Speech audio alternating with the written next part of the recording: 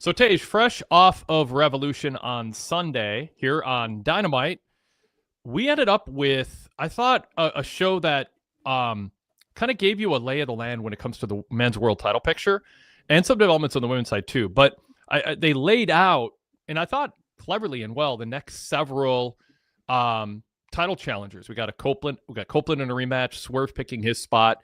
And then also Will Ospreay saying, I want to face whoever the champ is at All In. I think that's the headline coming out of the show. How about you?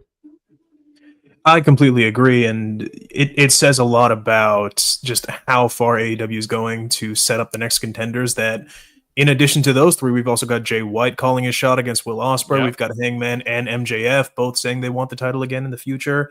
And to me, this was really interesting because AEW's one of their biggest flaws on weekly TV has always been their Fallout episodes. They often don't take the time to really set themselves up for the future following a pay-per-view, and at times they go for a little bit of a bog standard episode that underwhelms because it feels like a lot of those big moments aren't taken advantage of to push people onto the next thing. This felt like a very deliberate attempt to make sure everybody was situated for the next steps leading up to Dynasty. And I'm very curious to see what your thoughts on some of these promos are.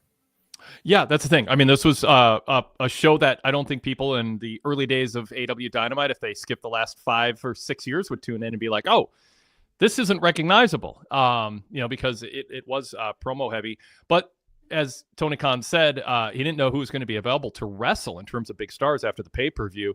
There was a lot more physical abuse in those matches than is typical for a standard wrestling show. I don't know how far off the chart it is for what's typical for AEW, but I'm not surprised at all that there was a need to give a lot of wrestlers a few moments to not wrestle, but some were able to talk. And some of the segments were just recorded after Revolution also.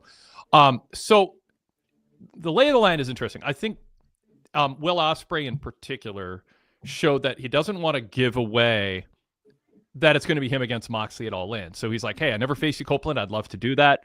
If it's Swerve, I'd love a rematch. And if it's Mox, but you can't help but lean a little bit harder into who the current champ is, the biggest star of those three.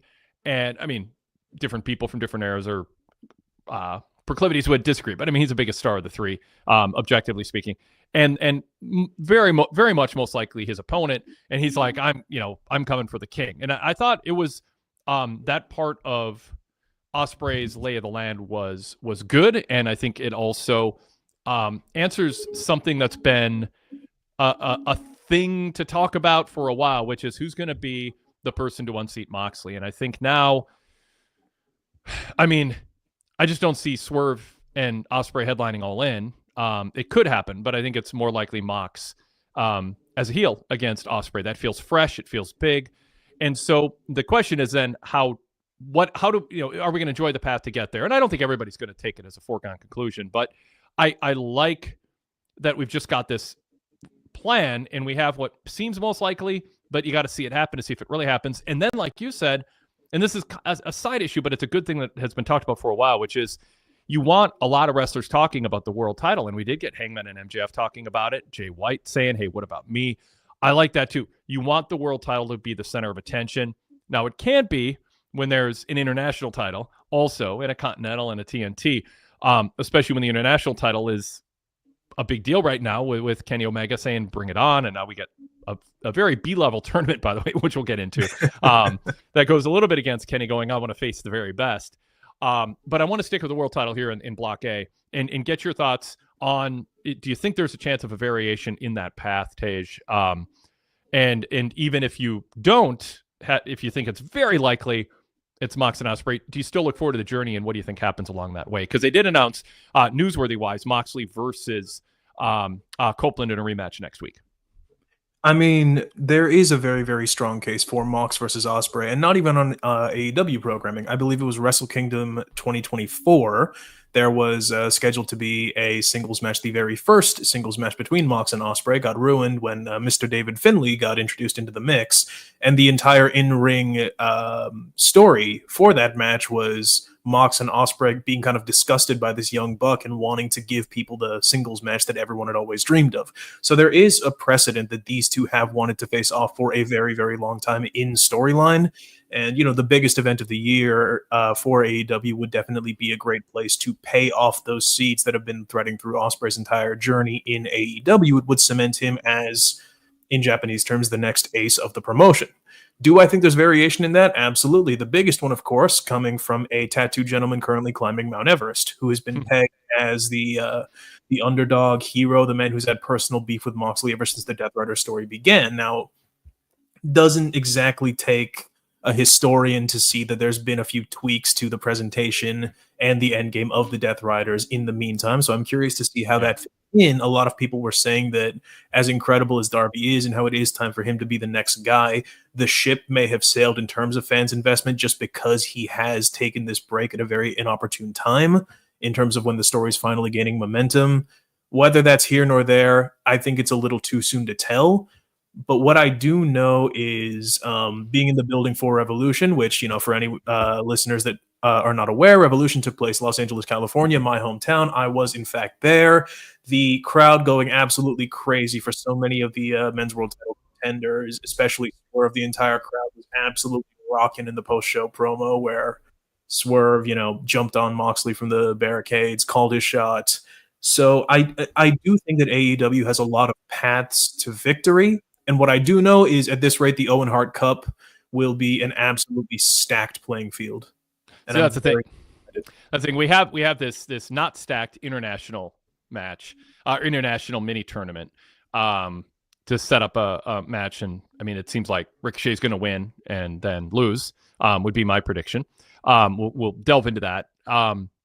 And by the way, we're going to talk about Mike Bailey too. That was a fun debut. I'm curious, want to explore that too. So, and Tony Storm with a good follow-up promo. But staying focused on this main topic, the Owen tournament better be stacked. I mean, if Ospreay is saying that's my path to get there, they need to establish it's on par at bare minimum in terms of the star power depth of the Continental Classic. And hopefully better. I mean, I haven't sat down and thought, okay, who's available? I mean, if they're going to focus on Jay White, maybe Hangman and MJF, but that felt a little bit more big picture, broad brushstroke. We're going to talk about that MJF or the MJF MVP thing too. That was interesting.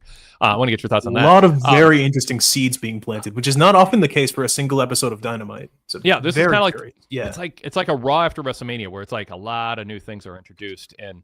And so I hope that's a post pay-per-view tradition for them.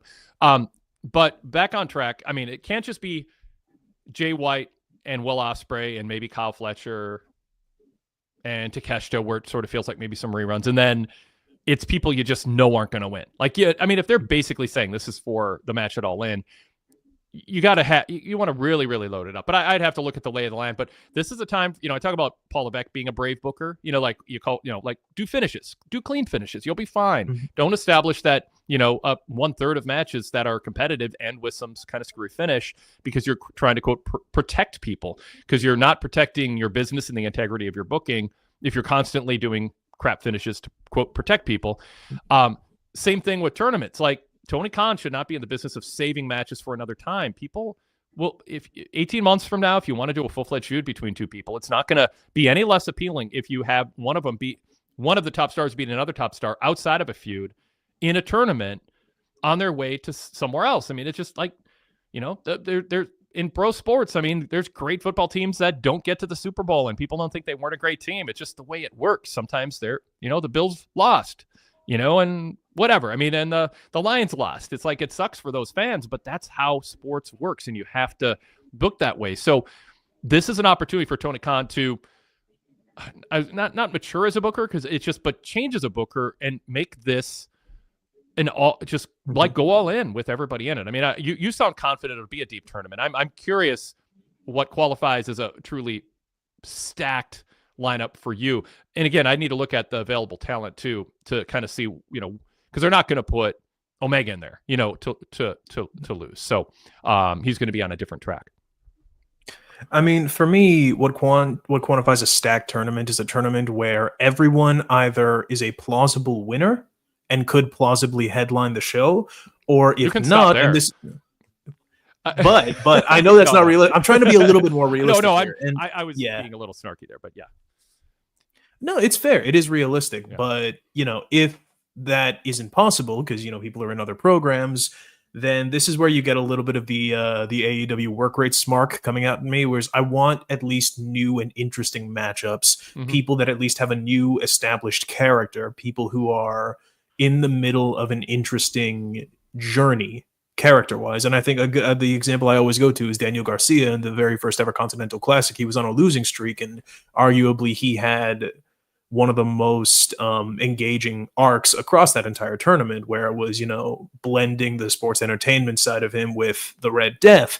And when he finally got just one win out of 5, the crowd popped larger than they popped for a Moxley or a Danielson win, which is a sight to behold. And you've seen it in the Owen last year. That's what launched Jeff Jarrett's babyface run for the latter half of 2024, which, ended on a bit of a sour note against MJF, but that's a different issue.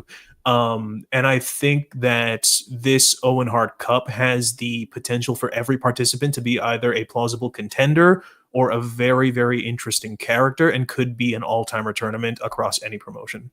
And anytime you book right. Yeah, and doing a tournament right includes telling stories besides the story of the winner. You can have a story if somebody makes it further or competes more competitively. It's easier in a round robin tournament to tell that story than a single elimination. But still, there's stories that can be told, and people can rise up.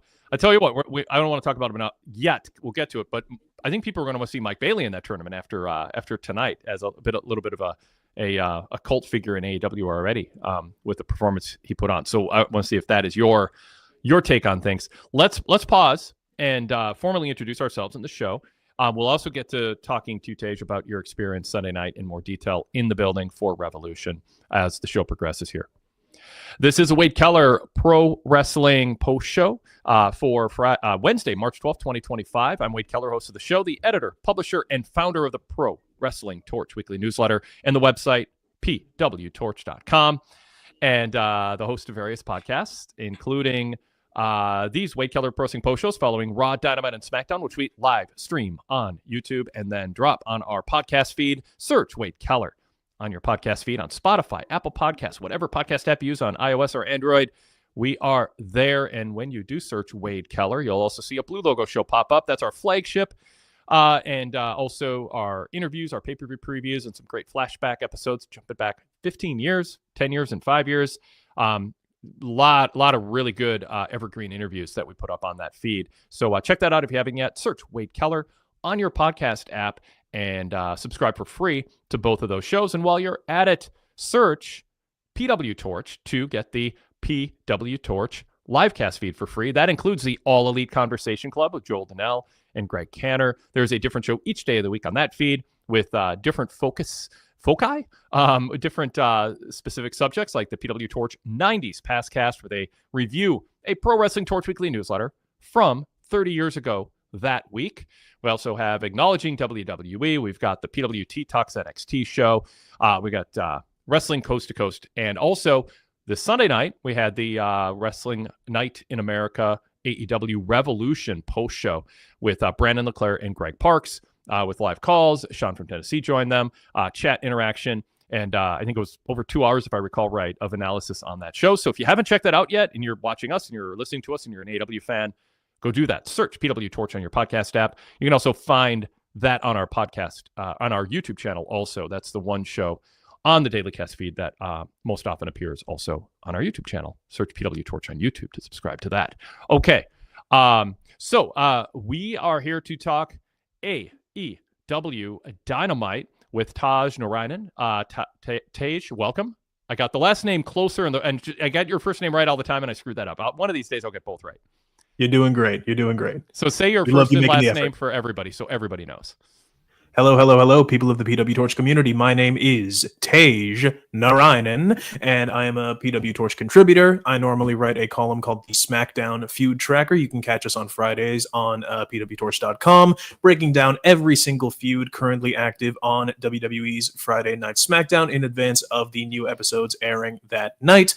We have a lot of fun tracking, doing analysis, and plotting the charts to WWE's biggest pay-per-views. However, I am a wrestling fan through and through, not just of WWE. As a SoCal native, I've been a fan of AEW since its inception, and I recently got the chance to go to AEW Revolution this past weekend at the Crypto.com Arena. I still call it the Staples Center because the Crypto.com Arena is a stupid name. And I call it home of the Lakers. Well, that's not true anymore. Isn't it? Where the Clippers moved? Did the Lakers move? Oh, I'm an idiot. Outside of combat sports, I have such huge blind spots. But anyway, okay, there's a reason I'm here to break down AEW Dynamite and not, the NBA. Fair enough. I'll leave out the NBA references to not have you call yourself an idiot anymore. I don't. You cannot know something about being an idiot. No, do it. Shame me into learning more about the NBA. I mean, it's fun. It's fun. All right. Cool. All right. So you were at AEW Revolution. Let's take a minute to talk about that experience. And yeah, talk about the energy in the crowd compared to other live events you've been to. One thing I'm particularly curious about, and I know you're texting me, and I was updating my written report on PWTorch.com on Sunday night with your observations. But talk about the ebb and flow, the energy level of the crowd, and how you feel about AEW and the kind of the pace that they set.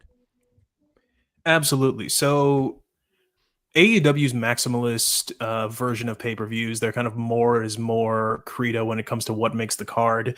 Sometimes it can be a turnoff. You get the classic, crowd wiped out, needs a cool down match. Los Angeles, however, and I've seen shows all across the US, Los Angeles has always been a bit of an outlier because they have such a huge history with Lucha Libre. I have seen several shows, both at the indie and the stadium level. I've never seen an LA crowd truly get wiped or tired. They're always popping for high spots. They're always popping for big moments. They love their dramatic pauses. So I didn't notice really an ebb or a flow of the crowd due to their energy. What I did notice is that they had no patience for certain matches if their interest dipped. If there was a level of, lack of investment, it was predictable, the ring work wasn't super engaging, the crowd fell silent immediately. And, I saw certain people on the internet saying, wow, LA got tired, LA didn't know the words to this song, wow, poor showing. I can tell you, people, when it was silent, it was buzzing. People wanted something to cheer at and go crazy for, even in the main event after a stretch of 3 of the most intense matches I've ever seen back-to-back. The crowd reactions for different wrestlers. Do you think the reactions to the matches and the wrestlers would have been different with a different order to the matches? And for instance, in particular, Jon Moxley and Adam Copeland with a Christian run-in. Would that have been better off 2 or 3 matches before the end of the show and end with Toni Storm and her defense against Mariah May, which Tony Khan got asked about, and he said, hey, the last 4 matches could have gone in any order. That doesn't address specifically why he chose the order he chose. You can say they can go in any order. Why did you choose that order? Why have a relatively flat men's world title match relative to others? And it's more of a compliment to the depth of the card in the other world title matches than a shot at Adam Copeland and Moxley at this point. Because I think it was fine. This was an opportunity to put Toni Storm and your AEW women's title in the main event spot. And I think I say this about WWE too. You should look for those opportunities to do that, and this was one of them. So I'm curious if you think match order would have been, if in retrospect and even before the show, if you would have opted for a different order. I mean, personally, I would have opted for a different order. I think the Hollywood ending, it just fits so perfectly being the last match on the card. We literally had an end card that said the end. It would have been a perfect way to kind of close out an absolutely historic pay-per-view. In terms of crowd engagement in the building, I'm going to go against the grain. I don't think anything substantially would have changed by putting the main event 3rd or 4th to last. I think the experience of the pay-per-view as a whole probably would have been a lot kinder because the ending is always just, your last impression is always the impression you remember. However, you saw when Christian Cage entered the match, you saw when Jay White fought off Wheeler Yuta, the crowd came alive for those moments. We had the energy left, and that's not always the case. I've walked away from wrestling events feeling absolutely drained. I didn't. I could have gone another 2 hours with this one. The crowd was raring to go the entire time. It genuinely was a case of we're not really excited about either of these two men winning, and we're not engaged enough in this narrative to keep us hooked throughout. And you got to have one or two of those things. That's the reason, Roman Reigns' reign over in WWE went over so well for as long as it did, is because everyone genuinely wanted Roman to drop the belt every single time. Or even if they knew it wasn't realistic, you had a Sami Zayn or an LA Knight where they wanted the baby faces to win enough that it kept them energetic through a match we all kind of knew the finish of. You're muted. Kyle Fassel said, would have been cool to open with the men's world title match and end with the Hollywood ending. Kyle says the first match is important too. And so, yeah, they had that option. So I don't think there's many chances to reverse. I shouldn't say chances. They have a chance every time. I don't think there's going to be many instances where there'll be as overwhelming of a feeling that this was an opportunity lost to put Toni Storm, who is a top star in AEW right now. I mean, she's really established herself right next to Mercedes Moné with all of her history and her legacy that she's built up. They have two clear top women right now in that company and one true top belt. So lost opportunity, not a disaster though. I mean, it just, who's going to go, well, the main event, there's shenanigans at the end and it wasn't the hottest main event ever. So I didn't like the show. I mean, there's too much good on that show to be super down on it. I mean, I gave it a thumbs up, but I still had critiques for it. I think the wrestlers did more than they needed to do. I mean, it's like, absolutely.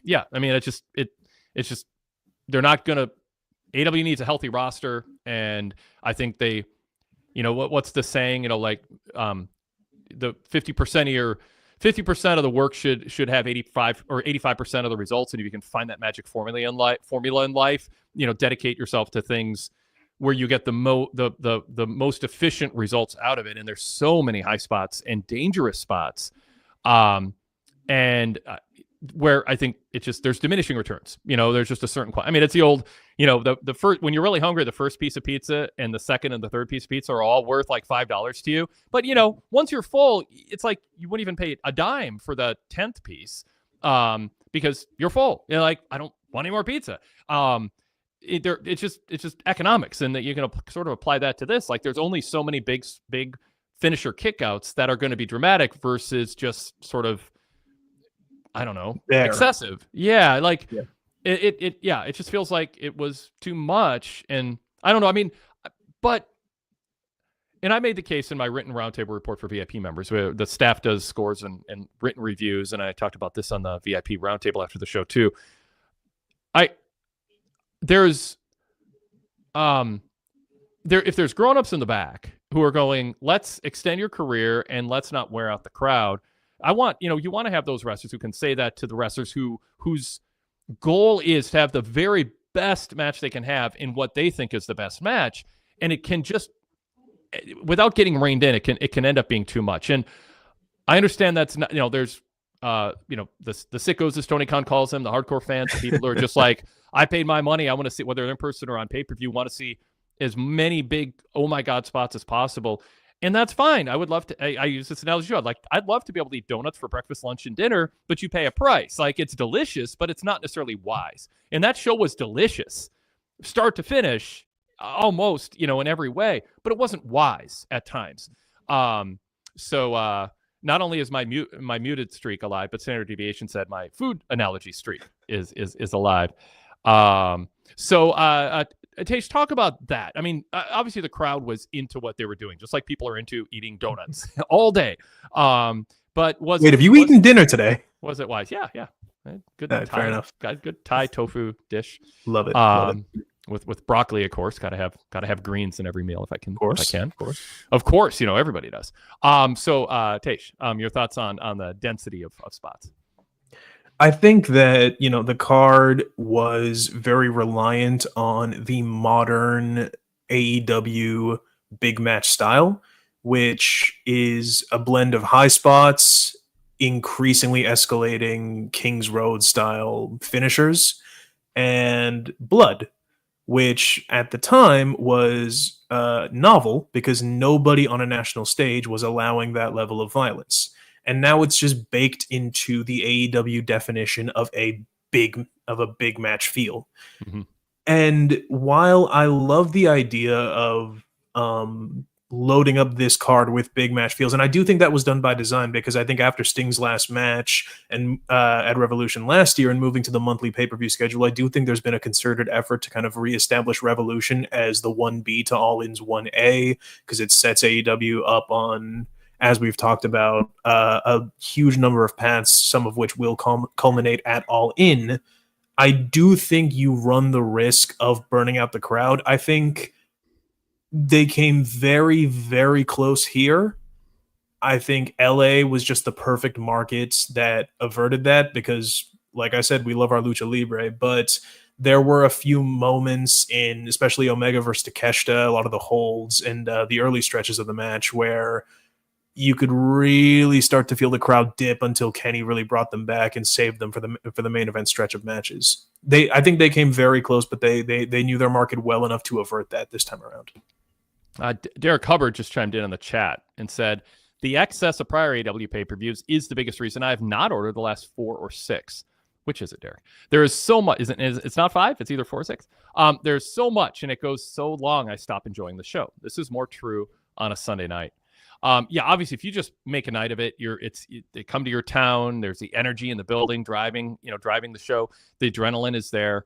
I get that. Practically speaking, asking people to do this 6, 8, 10 times a year, a lot of times on a Sunday night, not always because of football, but when you got to be up for work the next day, I don't think it's good business. I don't think I think it's limiting the number of people who are like, oh yeah, it's not about it's not about giving people more for their money. It's giving people what they want for their money in a reasonable amount of time. I don't want to spend a lot of time on this aspect of it because it was a really, really good show.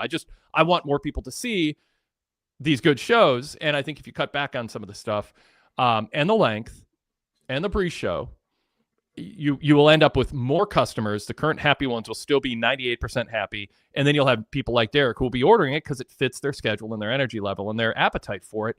And this counts for something, have grown-ups in the back telling the wrestlers, no, you're not doing that, and that. Let's curate it. Let's leave people wanting more, and let's make sure that all the big spots we do are memorable and effective, and fans don't get numb to it. I mean, it was hard to get into what Copeland and Moxley were doing to each other right after what we saw in multiple other matches. Half the other matches were had way more not no selling, but rapid comebacks from big spots that made Moxley and Copeland feel kind of pedestrian, and it's a bad match order for that reason also, not just because the anticipation for the matches. 100%. I mean, you can't expect people to work that really kind of excessive fighting spirit style, slow-paced match at the end, because your crowd, no matter what comes before it, your crowd will be wanting a climactic ending. A slow start for a main event with the structure that AEW pay-per-views have is always guaranteed to kind of bore the audience a little bit because they put so much stock into their co-mains. And, I'll speak being in the building, seeing Will Ospreay, Kyle Fletcher do a 15-foot Spanish fly off the top of a cage into tacks. And then you see Adam Copeland, who is still in some of the greatest shape I've ever seen for his age, has some of the greatest ring work for his age ever. But seeing him, kayfabe being spent after 5 minutes of a John Moxley headlock, it's underwhelming, and it's very hard to get into it if you're not immersed in the narrative. And I think it's fair to say the Death Riders, by and large, have not immersed people in the narrative as much as they needed to for that night. Yeah. And that Spanish Fly was amazing, but Kyle Fletcher seconds later got up and had all this energy to just yell at Ospreay. I mean, it was like Hobbs no-selling chops, except he was no-selling a Spanish Fly at the top of the cage. I mean, that you should be out for a while. You shouldn't have the energy to then give this impassioned speech to your opponent right after you do that. I just don't I mean, like, you want it becomes a stunt move without an impact storyline wise when he gets up from that. And I don't know. I mean, I don't see an argument for that. I mean, I get that it was a dramatic moment in the match, but if there needed to be more time, or it needed to be earlier, or they just don't do the spot off the top of the cage, because I don't know. Anyway, some other chat room comments here. Rizzola says, I'd argue Mox and Cope suffered more from the awful story than the overdone spots in the matches before them. Well, both can be true. I mean, yeah, well, you're just saying more. And I mean, it is, you could say, yeah, I mean, the match would have been hurt by all the spots in the matches before it because it couldn't follow it. But you can also argue the awful story was more. Kyle Fassel says, I was confused about Christian saying tonight he wanted a one-on-one match with Copeland for the cash-in. Isn't that not possible because Cope didn't win the match?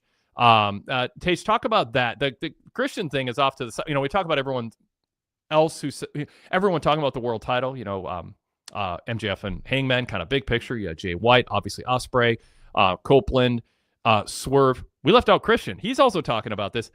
I don't know what he's talking about. Can you clear it up? It feels like the Christian Cage character having an utter blind spot by his hatred for Copeland, which has been a thorough line.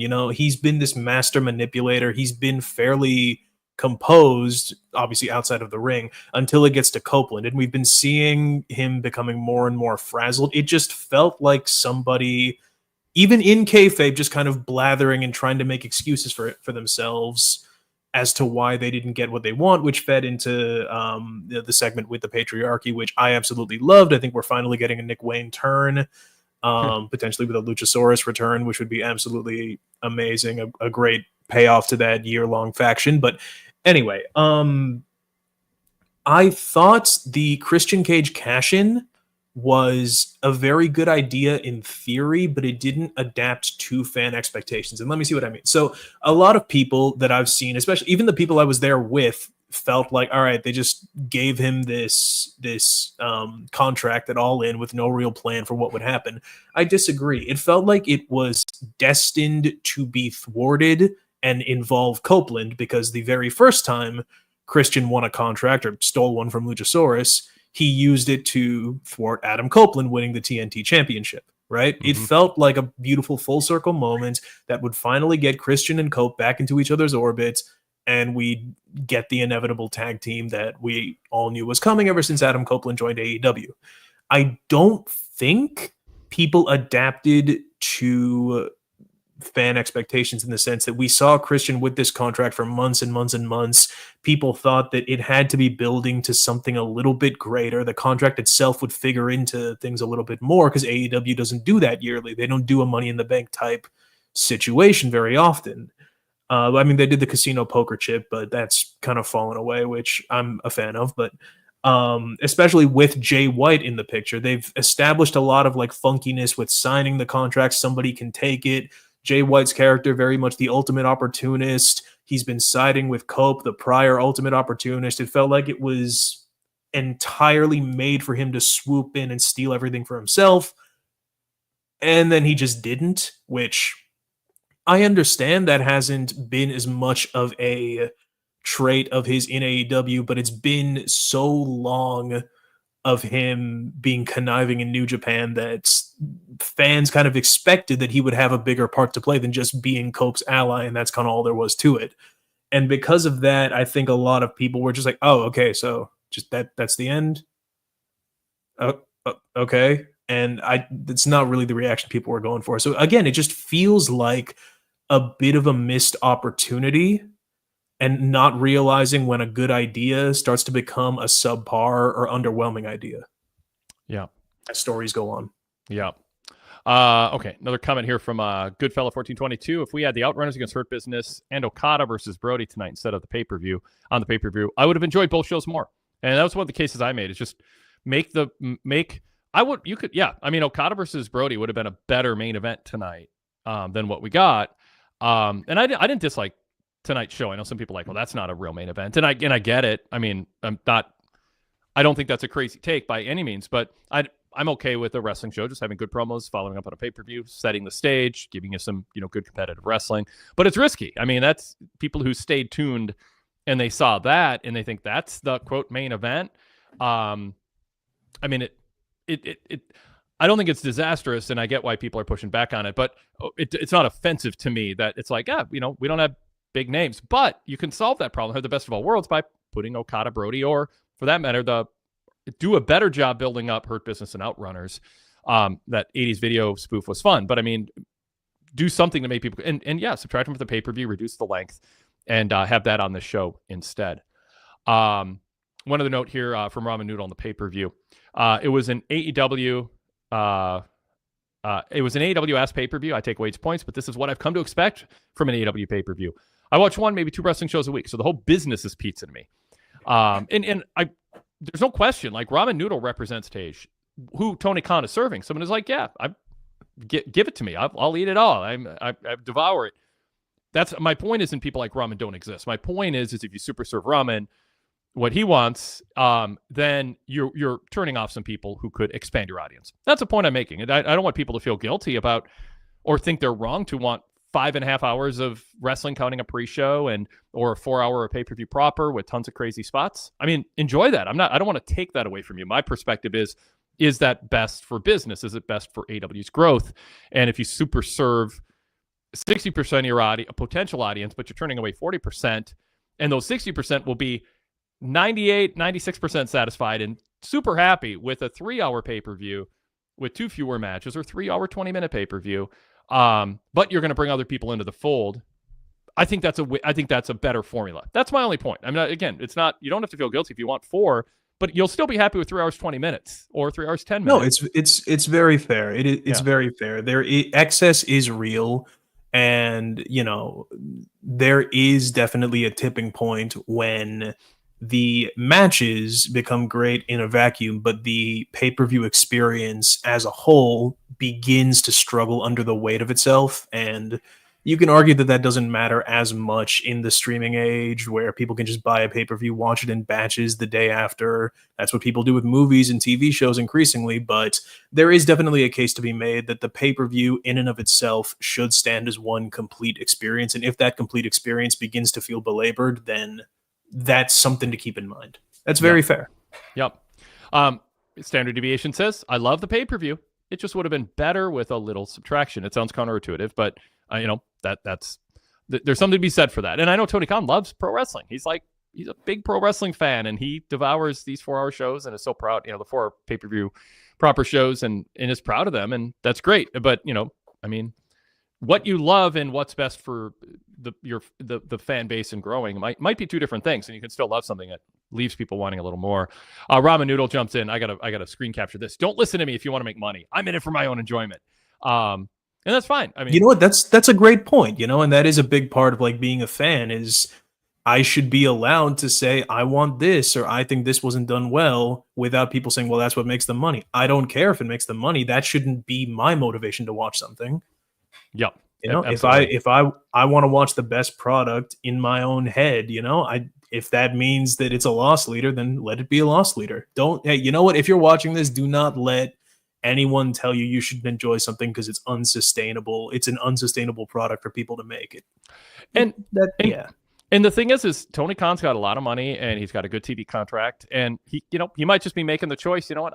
I want to do something for what I see as the art of it, and his calculation is super serving the audience with the type of just 240 plus minute adrenaline rush of a pay-per-view.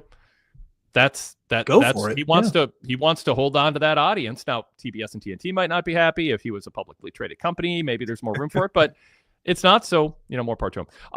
King of Strong Style says that audience is getting less and less and less and less. AEW is the only company where every month I'm told pay-per-views are great, and yet there's zero growth in business each time. And so, I mean, that's the thing, it is what that is what it is. Let's see. Derek Hubbard with an interesting point. Without the proper context, spots in matches are better seen on social media posts than inside a compelling wrestling match. I'd rather watch a compelling wrestling match than a cool Instagram post. And I do think this generation of wrestlers are doing things for the clip on social media to go viral. Yeah. And they're living for the crowd chants of "this is awesome" and that instant social media feedback on their phone. I mean, a lot of us have, to some degree or another, go for the sugar rush, the dopamine rush of what can my phone give me to give me a little rush. And there's days that would be better spent if your phone was locked in a lockbox, and the only thing that happened is if you got an emergency call, a red light flashed and a buzzer went off. But otherwise, you're off your phone, and you get to have, your brain gets back to not needing that little tiny dopamine rush that's just ephemeral and disappears right away. Pro wrestling is a reflection of the smartphone dopamine rush. Give me my fix. Give me something on a social media post. Oh, somebody hearted me, and all of that. It is reflective of the culture and the direction of, first world. People's attention spans are getting faster and faster. Comedy, the pacing of comedy and drama is getting faster and faster and faster. And for better or for worse, you're seeing a lot of just new rhythms of telling stories, and wrestling has always been in response to popular culture and popular tastes. Yeah. One of the things I love about just locking myself away for prestige television and just watching, Severance or whatever. I mean, these good series, that's one that, looking forward to now. I just put my phone away. I'm like, this is what I'm doing, and so even wrestling can be that. Like, wrestling can pull you in. And I think the highest form of art, and I think some fans who are addicted to the high spot fests and kickouts and spamming finishers and OMG spot, I don't think they realize that there is a higher level of enjoying wrestling that doesn't include the same as unlocking your phone to look to see if you got another like. There's something more substantial, and that is being pulled into the story, like Sami Zayn and Roman Reigns in Montreal, as an example. Or, what the crowd responses to Jey Uso that I think led to Jey getting the spot he's got at WrestleMania. People were into wanting to see him win. They weren't into seeing what big spot is he going to do next. It wasn't about kicking out of big finishers. It's about the story, the journey, the wrestlers on who you're rooting for and others who you're rooting against. AEW has that built into their formula too. It's not like they're not doing that, but it's there. Okay, let's switch to a couple other things here. One, Kenny Omega's promo, the follow up on what he did at the pay-per-view. I thought it was a fine promo, and it's fine that it's fine. Like, it's not a backhanded compliment. It wasn't super dynamic, but it felt like a Bruno Sammartino 1970s promo, a Vern Gagne 1970s promo. The lead babyface, veteran, matter-of-factly, he's not out to be bombastic and over the top and over dramatic, just talking to the fans. He's smiling, slapping hands with fans, signing autographs, having a chat with a fan at ringside who wants to give him a gift, and it felt real. And then he went out there and he talked like a regular human being athlete would. And I think we got a little bit more of what the Kenny's comfort zone, which is after his New Japan shows at the press conference, where he just kind of just talks like a person. He's not going to be, have the cadence and the rhythm of Jay White, or whatever. All he was being true Kenny, but he subtracted some of the non-serious person goofiness that I think has plagued him too. He felt like a serious athlete wanting to achieve a certain level of prestige, do so with honor against the best competition. And I thought it was a good formula for him. It's not super dynamic. It's not going to change the course of AEW, but I think it's a good, solid top baby face almost. And I think it's good for a company to have someone who's totally content doing that. Like, they're not out to be over the top. They're not showy. They're neutral. Yeah. Yeah. There's a baseline. Yeah. There's a baseline of normalcy. But it's also hitting the points of titles matter, wins matter, how I win matters, and that the fans respect me and that I build a legacy that is to be respected is all built into what Kenny did tonight. And so I think that's fine. You can't have a 2-hour show just with those promos. But I also think, and this gets to my point about the pay-per-view pacing, other promos meant more because Kenny set a baseline tone. Tej. I completely agree, and I love this incarnation of Omega more than really any of his babyface runs, because it's so refreshing to have someone so genial and relaxed when they're not fully in the thick of it, because, following Kenny's return from injury, you could really buy him as someone who has nothing left to prove, has sat at the top of the mountain, and everything he is here is because he wants it for himself. And, certain comments right now, I'm assuming you're going to read some of these out, but certain comments are talking about Kenny not presenting himself like a top star. He dresses like an ordinary guy. I believe King of Strong Style said he dresses like he's at Walmart. And I'm not disputing that, but I think part of that is the allure for Kenny Omega. He is a man who is truly and utterly comfortable in his own skin. And, similar to a lot of real life guys in the UFC, they are so secure in themselves and in their legacy that level of putting on airs, it doesn't, for better or for worse, it just doesn't figure into them being a champion. They have the presence to sell that regardless. And I think that Kenny dressing quote unquote ordinary, it almost adds to his mystique because he's someone that does not need to hide behind anything and doesn't want to hide behind anything. He doesn't feel better. In his mind, he doesn't look better. He has nothing to gain from putting on a suit other than feeling a bit stiffer in the shoulders. So why would he? So I'll read some of the comments in the chat about Omega that you were referring to. Scott TPA said, Kenny looked terrible. I wish he had placed effort into his look. King of Strong Style says, I thought the Omega promo was fine and getting better, but man, he dresses like a guy at Walmart. He's rich, dressed like a star. And then I want to... Oh, and Azan says, yeah, he'd wear suits all the time when he was a heel. But then Derek Mitchell says, yes, Kenny looked like a serious athlete while going to wash his car after his promo. Chris Rucker says, Kenny looked like the guy you'd see at a grocery store scanning 17 items in the 10 aisles or less express lane. Oh, that's interesting. I didn't know that those people had a certain look. Dressed like a champ. And then Fan Blast said, yeah, Kenny can't be bothered to dress like a champion. And then Kyle Fassel says, Kenny looked like he at least went to Kohl's, not Walmart. Wow, getting very nuanced. That might be the best backhanded compliment I've ever heard in my life. Kyle, I'm going to steal that, man. But then Azan says Kenny's not a show-off type. And I think there's the argument, yeah, he's not a show-off type. But then Kyle Fassel says, Tej, I'd agree with you if I didn't see him looking like a superhero in New Japan. And King of Strong Style says, I just want him to feel bigger and more important to draw in the casual fan. Yeah, I will reply to Kyle specifically, and I said that's why I love this incarnation of babyface Kenny, and I wouldn't have bought it right when he started AEW because this is a Kenny that's nearly died. He had to take a year off. He's been the belt collector. He's been at the top of the mountain in New Japan. He doesn't have anything left to prove anymore. So like the younger, kind of hungrier Kenny that was like looking at the heroes and saying, I'm going to conquer all of them. I bought that he would want to look like a superhero then because it gave him that ammunition. Now he's the veteran everybody wants to take down, and he's like, all right, let's do it. Give me your best. So my question to you, and Standard Deviation says, by the way, great analysis, Tej. Thank you, Standard. Chris Rucker says, I disagree, Tej. I think Omega's attitude is a microcosm of AEW. He can't be bothered to dress like a champ. So I want to ask you, Tej, do you think he's put as much thought into his casual dress as you did? Like there's a sense of purpose. It's sending a message. Or do you think this is default Kenny who feels like I'm got a guaranteed contract? I haven't had to. I became a star in Japan where work rate and being the top American was made him royalty. And he earned it, through the matches. But he never kind of went through the process of getting himself over in front of an American audience because he was presented as.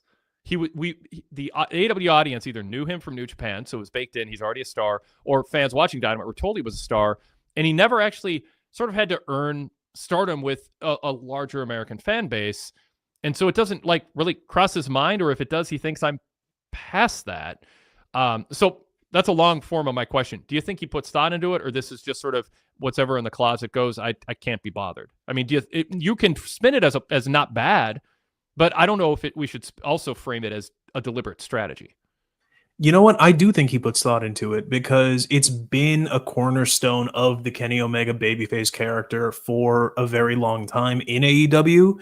And, we've seen versions of the cleaner, the person who did care about his look when Omega has been heel.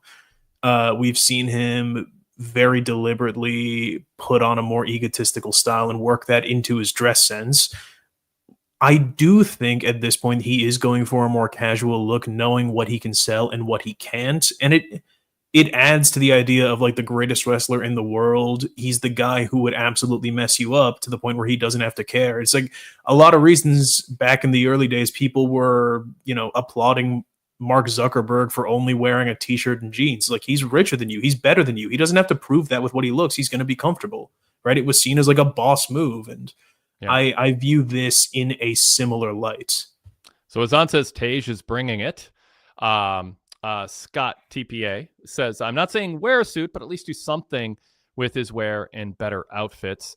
Derek Mitchell says, AJ Styles looked uncomfortable when he was dressing like Ric Flair and Fortune. I'm not asking him to wear a suit, but put in some effort to look like a star instead of playing video games backstage. Fan Blast says, Kenny doesn't have strong enough character to be a schlub. He's not Stone Cold in camo. He needs to look like he's a star on TV, not necessarily a suit. King of Strong Style, in my opinion, he never felt regular in New Japan. Even as a cruiserweight, he still felt like a star. I don't know. Maybe it was a New Japan presentation. Then Kyle Fassel says, yeah, we probably wouldn't even be talking about this if he had a larger-than-life personality. Chris Rucker says Roman Reigns wears a suit and a t-shirt every week, but for some reason, he looks like a star. You don't have to dress like Cody. Just don't look like you woke up late and just came to work in pajamas. So, anyway. All fair points. They all very fair points. Yep. So Kyle says, what's your takeaway? So on specifically what? I would like Kenny to be true to himself and comfortable in his clothes and not look like he's playing dress up, but also seek some advice on how to achieve that in a more refined TV ready way. I think that's a great middle ground. You know what? I'll agree with that. Yep. Dougie Doug says Kenny's the John Fetterman of wrestling. That's if you're not international viewers. I was going to say, you're not interested in U.S. politics, that is going to go right over your head, but that is such a perfect comparison. Standard Deviation said, looks aside, Kenny carried himself with a serious demeanor, and that's important too. And we're talking about his clothing because the chat room got us on that, but I complimented this promo as fine, and I value fine. I thought Ted DiBiase Jr. was going to be that for WWE, like the guy who was just going to be that kind of baseline normal guy that I think every company should have, so the people around him feel more weird. I think Nick Aldis serves that purpose to a degree on SmackDown right now, just this like normal guy. I'd rather have the wrestler be that person, but I like having that. But yes, Ted DiBiase Jr. That's a name I haven't heard in a very long time. Yeah. Wow. Kenny is Adam Sandler at the Oscars. Everyone's trying to get you to laugh now, Tej. Hey, you know what, Derek Mitchell? Well done. Wow. Yeah. That's actually perfect. Kyle Fassel said, I'm convinced Kenny has not put thought into his style. I'm not convinced of that, but that's my leaning. That it's not his thing, and that's why I say just seek counsel. Just go, hey, I don't want to look like someone dressed me up. Like I don't want to look like I'm not authentic. But you know who I am. Give me a wardrobe. Don't become Seth Rollins. No one's calling, or for him to be Cody. All right. Wait, real quick before we move on, if anyone out here is a good artist, can you please draw Kenny Omega in one of the Seth Rollins outfits, please? That would be incredible. I bet AI can just do it for us. That's not fun though. Yeah, that is less fun than the drawing. Yeah. All right. Kyle Fassel says, respect to Tej for saying we all have valid takes, love differing opinions, but being respectwell. My guy. Thank you, Kyle. And Derek, you're one of the best co-hosts on the post show. Thanks, Tej.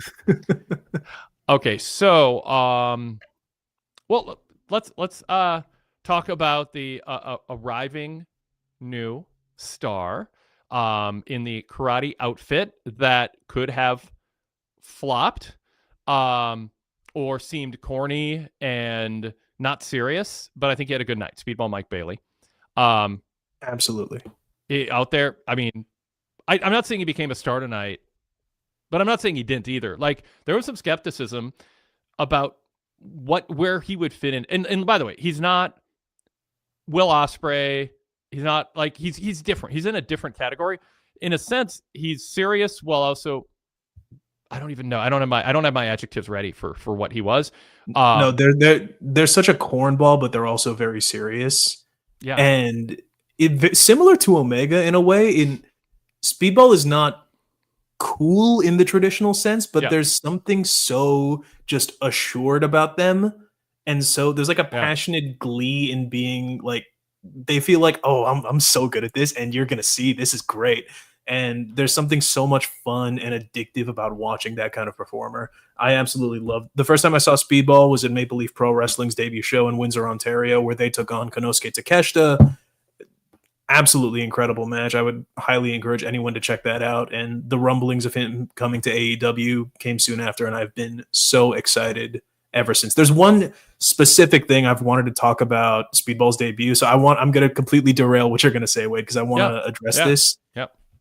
Is I feel like AEW very consciously did something a little bit different with Speedball in that a lot of the early days, if you had another guy debuting from the indies or from another promotion, you just have them show up and they'd wrestle a match. And part of that was to really sell that AEW was the wrestling multiverse. That's where they would collect people from every corner of the earth and bring them under one roof. It was the wrestling smorgasbord. But after a while, when the roster became as bloated as it did in like 22, 23, that started to lose impact, and it just felt like another body thrown onto the pile. They've been hyping Speedball in, promos and video packages, and they've done that with Hologram. They've done that with Bandito on his return, and it feels like they're experimenting with that. AEW is experimenting with different ways to build a debut or a return that suit the performer. And Speedball, he walked in, he felt like a new prospect in combat sports, and it was incredible. I do think that this episode of Dynamite would have worked a lot stronger if Speedball versus Mortos was the main event, because you could build anticipation to who the mystery man was all night. But that's just me. I guess over. No, it was good. I think it was probably just a tip of the hat to Orange Cassidy and what he means to the company to put him in that spot. But so I said I didn't have the adjectives for Mike Bailey, but I'm a writer. And I wrote in my report at PWTorch.com. So everyone get off social media and go to my reports. You can see what I think of these shows over at PWTorch.com. Because I comment on most of these segments. And I wrote a spirited and successful AEW debut for Speedball Mike Bailey. He came across likable, high energy, earnest, athletic, resilient, and determined, and the crowd was into him. And I thought Mortos was a good opponent because he's a power wrestler, but not tall. So he's fully able to keep up with Bailey's spots, but also not tower over him in the way that, say, Powerhouse Hobbs was doing, and no selling chops and all that. Like, I thought it was smart booking from Tony Khan to put him against Mortos. I thought it was good chemistry. But there's something to be said for a likable, high energy, earnest, athletic, resilient, determined wrestler who is not at all apologetic for who he is and how he comes across. There was authentic, I'd add to it. There was an authenticness to who he was that stood out. And I don't want to I respect the body of work of a lot of the wrestlers who are like this, but there are a lot of Roderick Strongs and Kyle O'Reilly, it was they feel defined by like certain pockets of the US indie scene. Yeah, that makes them feel cookie cutter feels like too harsh of a word, but they come from the same cloth. And Speedball's got his teeth in the Canadian scene and internationally a lot more, and they just have such a different vibe to them, externally and internally, that is just immediately it draws your eyes, and that is still important. And I don't think Mike Bailey should be given an Outrunners type push where, we're going to put him in a world title match because look, he got a good crowd response, and no, just let him be a second tier guy, a cult favorite, and you can kind of play it from, go from there. Don't feed him to main event guys for no reason, but have fans look forward to his matches. He can kind of be a new Orange Cassidy in the sense of, and maybe not get the push that Orange did, but maybe so, because Tony Khan loves Orange Cassidy. He's reliable. He's professional. He's distinct. And so, that'd be my comparison. Like, their gimmicks are obviously not the same, but in terms of categorizing them in his potential and his slot, there's something there. Okay. So anything else you want to say about Mike Bailey? Anything else about where you think where will he be in 6 months? Do you agree with me? Just kind of an Orange Cassidy-esque role. We'll kind of play it by ear, see from there. I think there should be a conversation about him every week in Tony Khan's booking meetings and see if you can 100%. Because the reason I say that now is not a disrespect to other people who, Danny Garcia and those types, but like Bailey hasn't been defined down, and there's something there they can work with and see what you can get out of him before he just, as I have said in the past, just merges into the speed of traffic and sort of becomes a guy like Willow, where you're like, oh, I'm excited, Willow's going to be something, and then like a couple months go by and you're like, I can't think of a single thing that one of the people. Yeah, you're just one of the people. I can't think of anything distinct that person has done unless you're that person's super fan. So I would find a story arc for him. 100%. And this is where, my lack of TNA fandom is showing a little bit. I was not an avid watcher of Speedball's time in TNA, so I don't know how their promo game is to the level that AEW sometimes does. But, I think Speedball has the opportunity similar to Hologram or what Rouge or Beast Mordos has been doing, to really carve a niche into the mid card or the upper mid card that AEW has. But I do agree, and I think some of the comments that you've just put on the screen there that I'm sure you're about to read have been saying is similar to Ricochet. I think he will need something a little more defined to not get lost in the shuffle. Yeah, Standard Deviation said Ricochet is a blueprint for a Speedball type. He'd get lost in the shuffle without a character-driven roadmap. I don't think Speedball is going to be rising to the level that Ricochet has, which is weird to say, but that's a testament to what Ricochet has accomplished. Because I do think Ricochet is winning this little mini tournament. You mentioned that at the beginning, and I'm very curious. It's a true toss-up, because I think Omega versus Ricochet would be a great match. I think Ricochet by far has the most name value out of the 8 competitors at this moment. However, we saw a little tease between Omega and Katsuyori Shibata on today's episode of Dynamite. And got Kenny lingering for a little bit. They share a little look as the ops come out, which love that faction. So I'm very curious to see if they pull a swerve on us and we have an Omega Shibata rematch, because that would sell tickets to a lot of the AEW hardcores. Ricochet at this point, he can take several more losses in his heel character, but at the same time, it would also advance his heel character to deny the AEW hardcores of a dream match between Omega and Shibata and win the match for himself. So and the reason I call attention to that is I think for all of AEW's criticisms about predictable booking, there genuinely feels like a distinct case from more than one person here, and I actually cannot tell which way they're going to go, and I think that's a positive. Personally, who do I think should win? I think it should be Ricochet, because I'm just more interested in seeing that character going for a world title right now, or going for the international title right now. But it is a good piece of suspenseful booking. I like it. Scott TPA says, I think Ricochet should and will win. So I think he should, and I think he will, says Scott. Derek Mitchell says, Speedball Mike Bailey versus Kenny Omega would also be a good match at Dynasty. That's just shooting him to the top and then defining him down pretty quickly. But I don't think there's harm in that if you don't think there's much more you can do with him other than not much. That shoot him to the top when there's hope, have a fun match, and then boom, you move him to the water level that you think he belongs at. And that's part of defining him down. I think that's a little soon, and I don't think anyone's going to think Mike Bailey would beat Omega. With Ricochet, I think the casual AEW fans, such as those exist, would be like, hey, I think Ricochet might win, and because he's at that level. Dougie Dog says, I think Speedball is going to be a Collision staple. I'll agree with that. I mean, Collision's slowly becoming the Lucha show in the last couple of weeks, and Speedball, while not a luchador, their style blends very well with that, and I think he would be an incredible kind of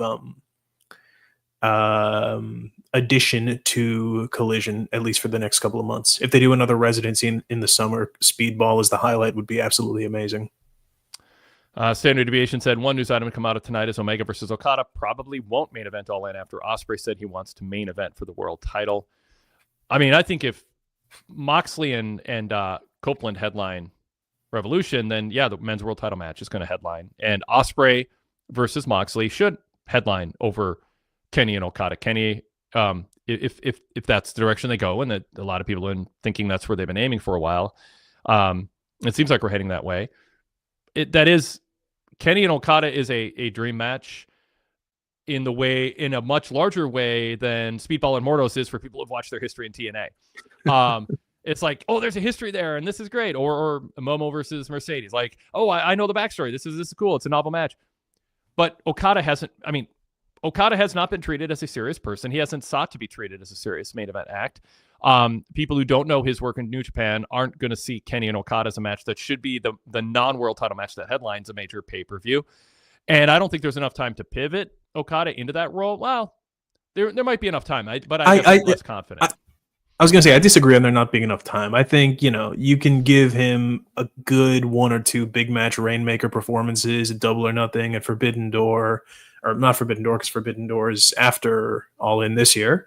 But I think that we saw bits of it at World's End, and we're seeing it slowly return into his presentation. He's getting the kind of big match entrances in the same way that Tokyo Dome Okada started to have, especially Revolution. Okada's entrance was phenomenal to watch in person, with the lights surrounding him. Absolutely incredible. I think you're slowly seeing him start to, be caught up against the wall more than he would like, but that's where we get into fantasy booking. I think you can believably build him back up by All In to the point where Kenny Okada would be where both would be at the same levels in kayfabe as the New Japan Classics. But I do agree with you, Wade, in that shouldn't be main eventing All In, because it is a story where 90% of their history happened in a different promotion. I'm a big fan of that, but not for a main event. It's not a good look for AEW. Yeah. What do you think of Ricochet's presentation? Just the arc of Ricochet lately, Tej. Oh my God. I don't think I've seen such a delightfully punchable character for all time. So for those of you who do not know, I grew up in a jolly little land in Southern California known as Orange County. Orange County is filled with ricochets. It's filled with people that, not exactly the same background. A lot of those guys are, live quite privileged lives, but they want to be hard, or they think they're hard because, they're driving an Audi when everyone else is driving a Range Rover or something like that. Like I saw a lot of people try and sound like they knew what they were doing and come across as just absolute dweebs. They weren't even uncool, but you could tell that there was such a layer of insecurity behind it that it was just laughably obnoxious. And I think Ricochet has nailed that character, because it's not even that he's uncool. Like, his presentation, like he talks the talk. He's got it. He's got a little style. He's got a little swag, but it just comes across as so performative and so kind of like he's trying to fool people that it's just impossible to take serious. And it's a way to underplay that kind of buffoonery that you wouldn't really see in other promotions, where everyone teaches you to go big and for the clownish reactions. It's incredible. And the little laugh he does is amazing. I could not be happier with Ricochet's presentation right now. I want to see Ricochet and Speedball in a feud that isn't just a blow off, like a one match thing. Like I would love to see those two play off each other in the ring and we'll see how Mike Bailey does on promos and how his how they present him in the context of AEW in that way too, if it's a positive or a negative. Scott TPA says, yes, Tej, Ricochet is a fake tough guy who's actually good, but so damn annoying. He's great. King of Strong Style says, I can't take Ricochet seriously at all. LOL. And BJF said, on track for Speedball Ricochet final, which would be a great match as long as Ricochet leaves the scissors at home. Please leave the scissors at home always. It's a 4-way though. It is, and it's probably the first time where I'm genuinely sad we don't get a single elimination all the way up to the finals. I think there was a lot more mileage you could have gotten out of Speedball rising through the ranks and taking on different contenders for his first real big kind of introduction to AEW, and Ricochet gloating as he gets closer and closer to a dream match, or to averting an Omega Shibata dream match. I think that, you could have stretched this out for another week, especially because you've got Collision, which, side note, next week's Dynamite is looking to be one of the most stacked that I have ever seen. I think they did a real good job at setting up future shows, which they don't often do at AEW. You've got Mox versus Cope at the rematch. You got Mercedes versus Billy Starks. That's another promo that I want to talk about, as well as the 4-way for the international title. There's a level of buildup and hype, even for these kind of AEW dream match on weekly television types, that just speaks to an elevated level in the product. Absolutely love it. Talk about Mercedes and Tony Stark. So I'm saving a couple topics for topics that are covered in email, including Tony Storm and the MJF MVP segment. But I don't think we have an email on Mercedes. So in my attempt to not not preempt, but jump the gun on the mailbag. Let's cover that so we don't forget. So what'd you think of that?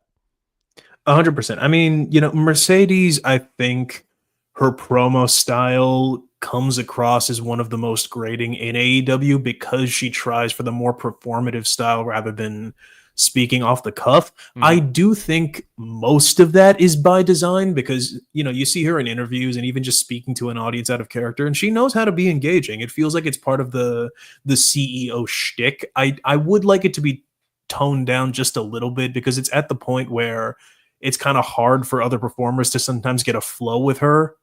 And I think you saw that with Billie Starkz. Everyone who's seen her promos with Athena on ROH know that she can be a very engaging speaker, but she came across feeling a bit lifeless and like she was reading from a script this week because she's doing the da-da-da, da-da-da, da-da-da, that kind of pace that Mercedes is doing, which not a lot of people can really execute. That being said, Billie Starkz has got one of the most engaging kind of young wrestler or young lion type characters that AEW kind of has going right now.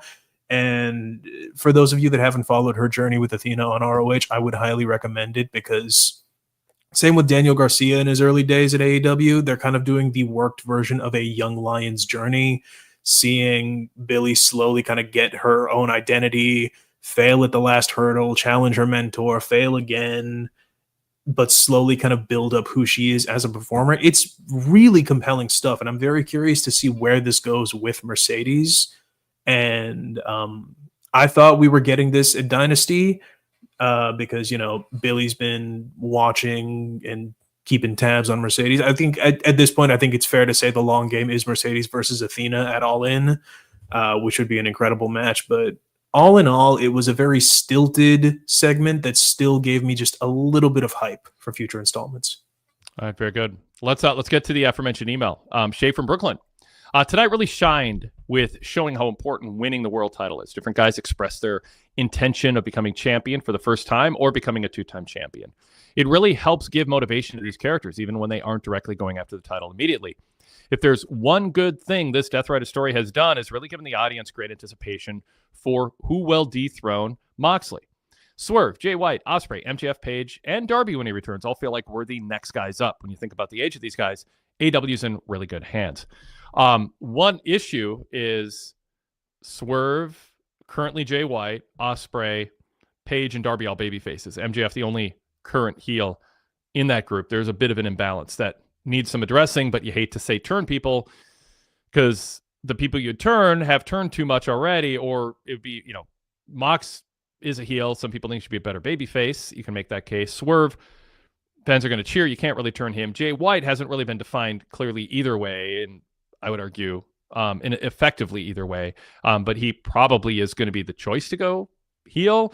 You can't turn Ospreay. MJF's already heel. Hangman, they tried and failed. Darby's, of course, can't be heel. So I would say some focus should be on establishing some heels. Anyway, I agree, but at the same time, I am going to play devil's advocate there in that, AEW's booking relies enough on, match history between competitors that you can work a little bit within that. Like Darby and Swerve have a very established rivalry, face or heel. Hangman and Swerve, you've got who else? Hangman and MJF, obviously. Even Ospreay and Darby have had confrontations as late as the last year's Continental Classic where they've had issues. Darby saying, "Why aren't you helping me with the Death Riders?" And Ospreay saying, "Well, I have to win this for me first to prove I'm not slipping." There's, I think, a lot of wiggle room where you can play people situationally on those rivalries without turning someone. And as much as I know you hate the word anti-hero, I think that you can play with, I think there's potential there without out and out turning somebody for a program. That's just my 2 cents. Yeah, I think you're right that AEW has that just on a platter waiting to do. I don't think that's the highest form of fan engagement. I think if you have that now and then, it's a good part of the mix. But I think if you go, well, we don't need heels because we have 5 out of 7 matches on a pay-per-view where fans get to pick who they want to see win, and it might be 60-40, 50-50, or there's an overlap, and we don't care. We just want to see spots, and you lose that magic that comes from the journey that there's this wave of enthusiasm for. And again, I know people who don't like WWE don't like these examples, but they happen to be the place where they've been doing this most successfully, although Darby was an example of that with AEW for a while. of somebody like, we want to see him succeed. We want to see him get to the top. Hangman has a little bit of that going for him if they can find the right heel opponents for him. And MJF was, an example of that. But Jey Uso currently, Sami Zayn, Cody Rhodes, that babyface on a journey who is conquering heels who almost everybody is cheering against. That still is where I think AEW's growth comes from. There's no doubt they have as a fallback plan an abundance of situational, I don't even know. I don't think I've established I hate anti-hero. I just don't. To me, it just means there's a baby face who isn't Cody Rhodes, who's just signing autographs, and it's like, sure. But in wrestling, I just think the formula of you can have a wide array of popular baby faces who have a lot of different nuances and faults and idiosyncrasies and quirks, but they're clearly popular with the fans, and you lean in on what makes them popular when you book them, and you put them against people who are bad guys, heels, and villains who you want to see lose, and that can come in the form of Mercedes Moné and Ricochet, come in MJF in many forms. If I'm Tony Khan, I am deliberately searching to tilt the balance towards having more of those matches so that you get crowds who are cheering for a win and want their home team, the rest of their favorite wrestler to win, rather than just showing up to check the star rating averages afterwards and talk about how many cool high spots there were that are going viral. If you want AEW to grow and you want them to succeed, and some people don't care, they think they'll survive at their level and super serve me this, that's fine. Yeah. But I'd advocate for others. Okay. Next point from Shay. I'm not very familiar with Speedball Mike Bailey, but I thought his debut was effective. He has a unique martial arts offense that sets him apart. Seems like a good fit for AEW. I'm predicting and hoping Ricochet wins the 4-way next week, a pay-per-view program with Omega, and this version of Ricochet really interests me. We covered that. All right, Toni Storm continues to deliver memorable promos, and I'm really interested to see how she plays off a new opponent. Megan Bayne is an interesting choice. They've done a good job presenting her so far, and I'm glad she had a second physical segment tonight to get more heat. Tej, Toni Storm, her promo tonight, turning the page, but keeping the momentum from what she's been doing and that just bloodfest with Mari May. I mean, you got to do something to keep people interested. Was this a good start? Absolutely. I think that, the number one thing that Toni Storm needed to keep this reign interesting, and I say this as someone who was not a fan of her previous title reign. I was a fan of her character. I was a fan of her storyline with Mariah, but the title reign itself suffered because it felt like a lot of the dedicated kind of one of the two women's matches for an AEW pay-per-view in 2024 was Toni's Challenger of the Month. Mm-hmm. And, they found a chink in her armor and she said, "I will succeed. You will not take my belt." And then she retained.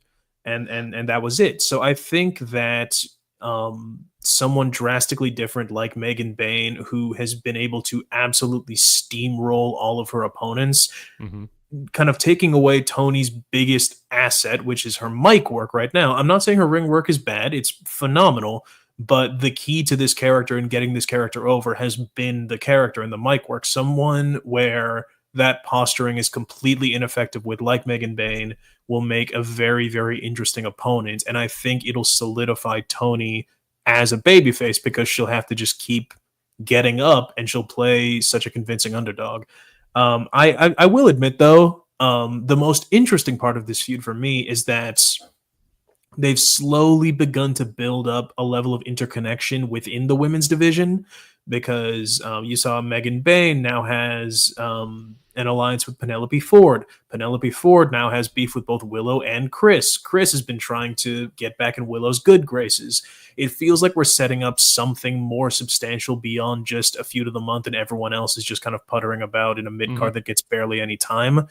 A women's casino gauntlet match or even a women's world title tournament now feels plausible. It feels like they have people that, they can build stories around within the tournament beyond just cool work rate in women's wrestling. And that honestly excites me more than Megan Bayne getting a title shot at this moment. Very good. The King of Strong Style says regarding Toni Storm, to me, the overuse of sex in her promo is getting a bit much, but I'm hyped for their match. Standard Deviation said, yeah, I thought the orgy line at the end was one too many. I don't agree. I think as long, like, it's sort of like my bitchometer. It's not that I'm against the word bitch being used. I'm against everybody using it because it dumbs it down. It loses its effect, and it just seems like it's sort of a low-hanging fruit go-to thing, and everyone does it like, oh, I'm so edgy, and it's like, no, you're not, because everybody's saying it, and who cares? Tony's the only one doing that, and she does it, and feel free to do your impersonation of her again, your impression of her again, Tej. That was a pleasant surprise. Like many things, don't overdo it. I don't think you should do a whole show in that voice, but you can pop back into that every once in a while. I thought that was pretty. Chad, if you disagree with him, you want me to do an entire breakdown doing that voice on a different show. You let me know. Yeah. But no, the only thing that I will say though is it does make sense for the classic film actress character, because a lot of them were these absolutely uninhibited people that had to be presentable when not behind closed doors. And for anyone that wants more of a taste, would highly suggest looking up stories of Fatty Arbuckle and Buster Keaton, people in the silent film era, and what they got up to when the cameras weren't rolling. Or watch the movie Babylon, the God, who was it? The Damien Chazelle movie starring Margot Robbie, Babylon. You'll see a lot of archetypes that are very similar to the timeless Tony Storm character. And I think the overuse, if you call it overuse of sex puns and whatnot, it'll start to make a lot more sense for what the character is. Derek Mitchell, by the way, just jump back to this. Good grief. You talk about rolling out of bed. Billy Starks is tapping into Wendy Chu with her sleeping character. Yeah, I don't know if that is an intended feature or an unintended flaw, the way she was dressed, but it was kind of jarring. That's a bit harsh. That's a bit harsh, Derek. I thought it looked quite nice. I thought it was a little jarringly, I don't know. Didn't seem quite ready for television. It's fashion, Wade. It's fashion. Well, maybe so. I can be jarred by fashion. Fair enough. Each their own. Yeah. Christian Nick Wayne's segment was a big surprise. Christian came across nastier than usual, which he's great at. He's gold with comedy, but there's something special about him when he's just completely unlikable. It'll help Nick if they're ready to give him that young babyface run. Has Nick? I like Mother Wayne stepping in for her son. It would have been very cult-like if she sided with Christian instead of her son. She's bought into the cult, and Nick, you need to be loyal to the cult. I mean, I wouldn't have been against that. I think either way works, but I'm glad she took a stand one way or the other. And she's like, hey, Nick Wayne can be a good, scrappy, young babyface standing up to this, corrupt and unlikable father figure, cult leader, Christian type. I don't know if they've, my hesitation is I don't think they've done enough with Nick as a heel. It just feels like they're just anxious to get to the next chapter, but he's so good at being a heel. So good. Just the heel work of Nick Wayne and his mom being the way he's introduced. It's just so glaringly obnoxious. But and the thing is you can't go back. If you turn him, you can't go back to it. Like, you can never go back. He'll never be the young guy with a mom who's just this, like, there's so much more that they can do with him as a heel that I don't, it's like a Wheeler Yuta thing. I mean, they could tease a turn, but then Christian can pull him back in. Like, I want them to cancel these plans, and I think he'll be fine if he turns babyface, but I think there's so much more for him as a heel still with Christian, and I'd like a twist where it keeps, Kip Sabian is the one who breaks off or something. If you go back and watch Global Wrestling Federation for the early 90s at ESPN, daily afternoon 1 hour show that Joe Pedicino ran had a number of stars of the future on it. Sean Waltman, pre-WWF, was the Lightning Kid there, and he is so Nick Wayne-like in his mannerisms, his heel tendencies, the skinny guy bumping like crazy, but you just want to see him loose because he was so obnoxious. Look that up and you'll see, and I want more of Nick Wayne in this role. I think they've just begun to explore it. I'd delay turning him for a year and do more. But if he does babyface, to be fair, AEW does like to really slow burn their babyface turns after teasing it originally. I mean, the Big Bill face turn was teased. What was it, September last year the first time, and it's still just slowly really coming to the forefront. Same with Wheeler Yuta. The first time we saw hints of the babyface turn was when they turned on Danielson in the first place, and he was the one that was still good in. So I don't think you have too much to worry about. I do agree, though.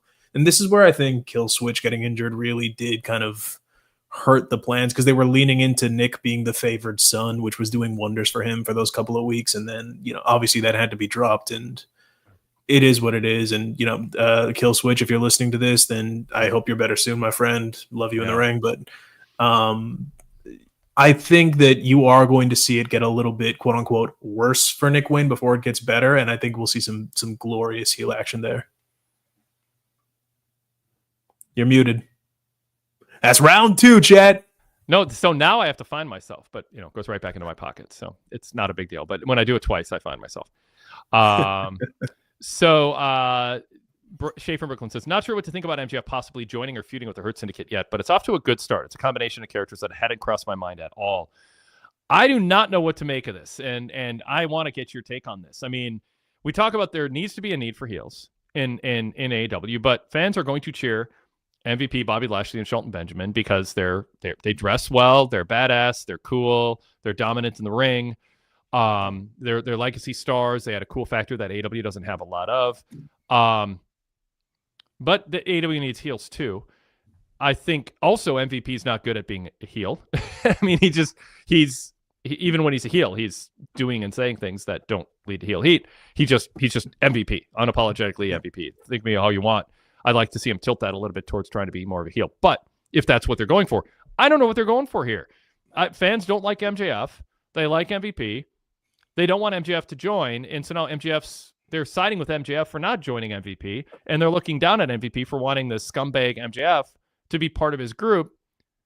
When they like, I don't know what the emotional resonance, where it landed with the audience, other than I'm glad MJF made the decision he made, even though I hate him. And I like MVP, but I wish he wasn't wanting to get in business with MJF. It's fine and dandy. 10 years ago, they had interaction. So it was a compelling segment. I don't know what to think, but Tej, can you explain what they were going for and did it work? So I almost saw the emotional impact right now that I think AEW wants me to get is it's two heels potentially teaming up, which would be dastardly for everybody else. Are we getting that? They've considered, the promo itself kind of took us on a journey where it made both of them feel a little bit too babyface because, they're talking about real life, Max Jacob Friedman, which, it is what it is. It's a great way to establish they have a camaraderie, which MJF doesn't have with really anyone on the roster. Yeah. But it did the job a bit inelegantly, but it did.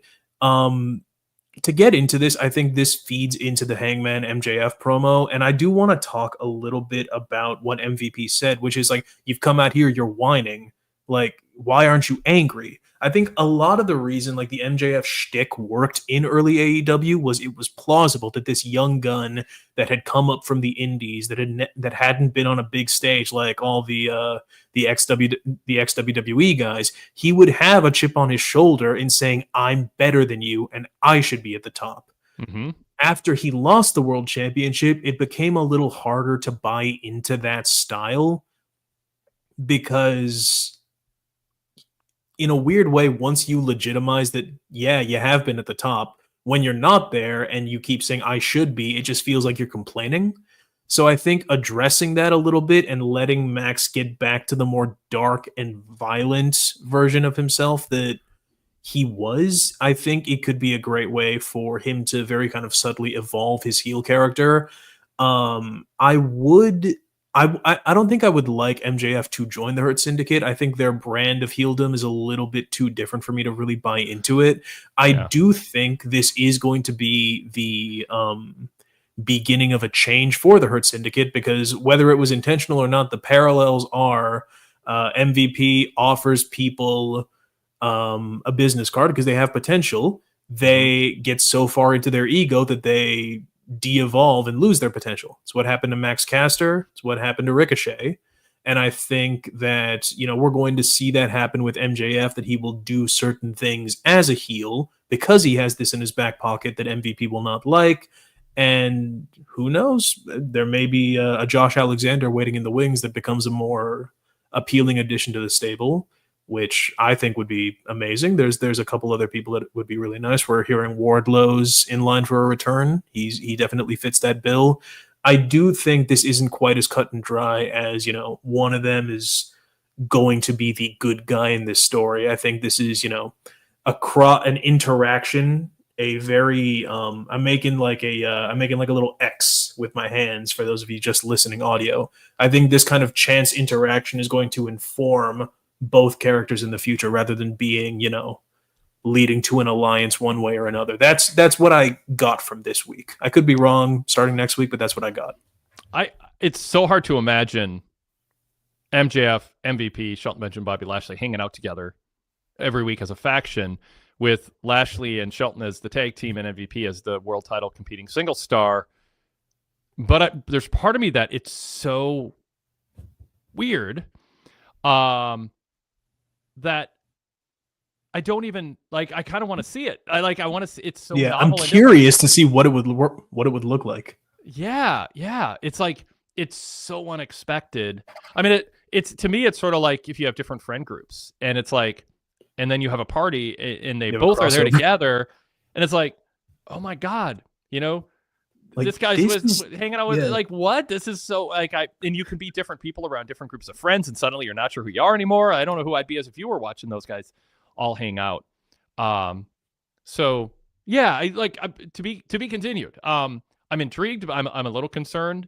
One, did they just didn't have enough people there to it's just hopefully there's more to it than this would be kind of like a fun thing to do on a whim. I hope it's part of a pivot for MJF in a deliberate way with a story arc that'll go a while and frankly give Hurt Syndicate something fresh to do other than MVP cutting basically the same promo. Although I thought tonight's promo was good too about post pay-per-view. Hey guys, go celebrate. Well, we want to go to the gym. No, enjoy your life, celebrate your win. I like that little window into the dynamic between them.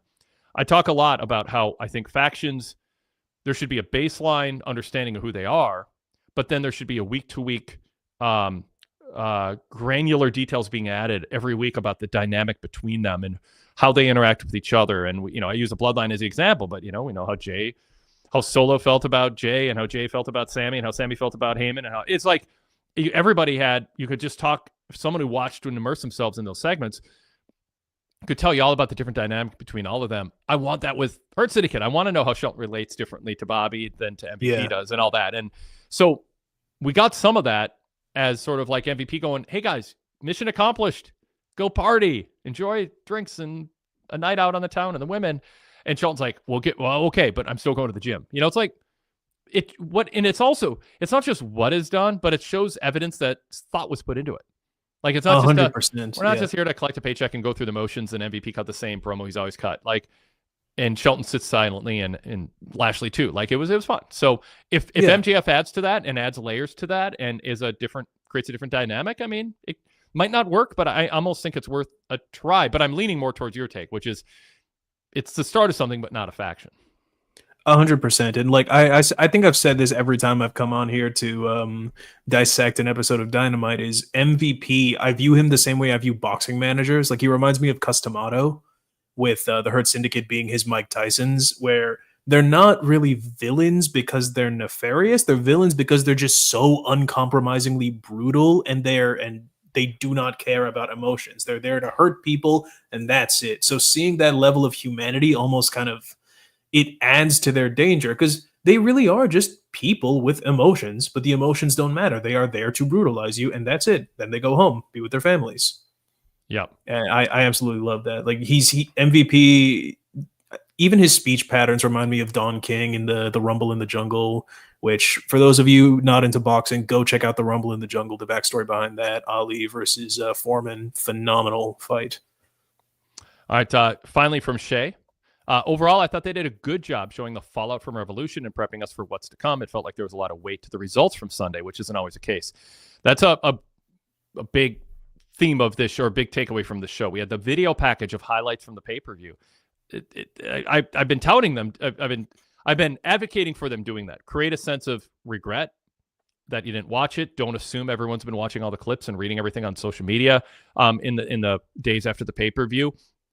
Act like you have a big portion of your audience who haven't even thought much about AEW until they got home from work Wednesday night and said, oh yeah, it's Dynamite night. I haven't thought about AEW for 6 days. I'm going to watch again.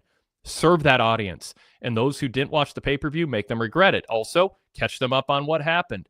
Show them what happened. And if you saw the pay-per-view, remind people what happened, because a lot happened. A lot of moves, a lot of angles, a lot of consequential finishes. You are telling the audience what matters most by what you include in those video packages. So underline and emphasize what matters most. Send that signal to the audience. And I thought they did that. And yes, the wrestlers were talking about it. It wasn't, oh, that's in the past. Now we're going to talk about the future. And we got your money. We don't care. This was like, no, this counted. And we're going to look backwards because it's setting the framework for what's happening next. So definitely a thumbs up for that. And it hasn't always been the case with them. Okay. A thumbs up. I think you mean a big boom. Oh my God. I had to do it once. I had to do it. I love Big Boom AJ in the ring. He's a student of the game. It's a shtick. I love it, but it's so good. All right, we'll move on. I don't want to. I think if AEW doesn't survive, it's because of Tony Khan giving him TV time on pre-shows. It was on the pre-show. It's not egregious.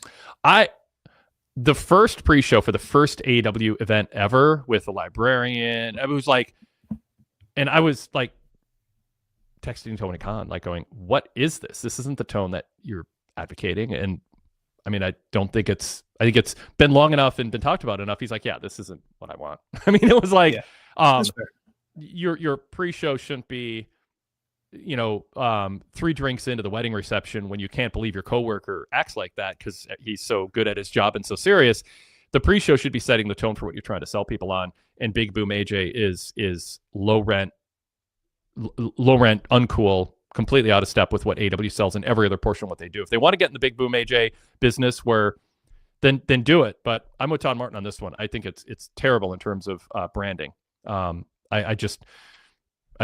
mean, you can get a kick out of him, but also agree it's terrible branding. I also think it's I mean, the dad and the kid. It feels like nobody, like people say, like people don't really want to see pictures of your kid. Like you love your kid, they like that you love your kid.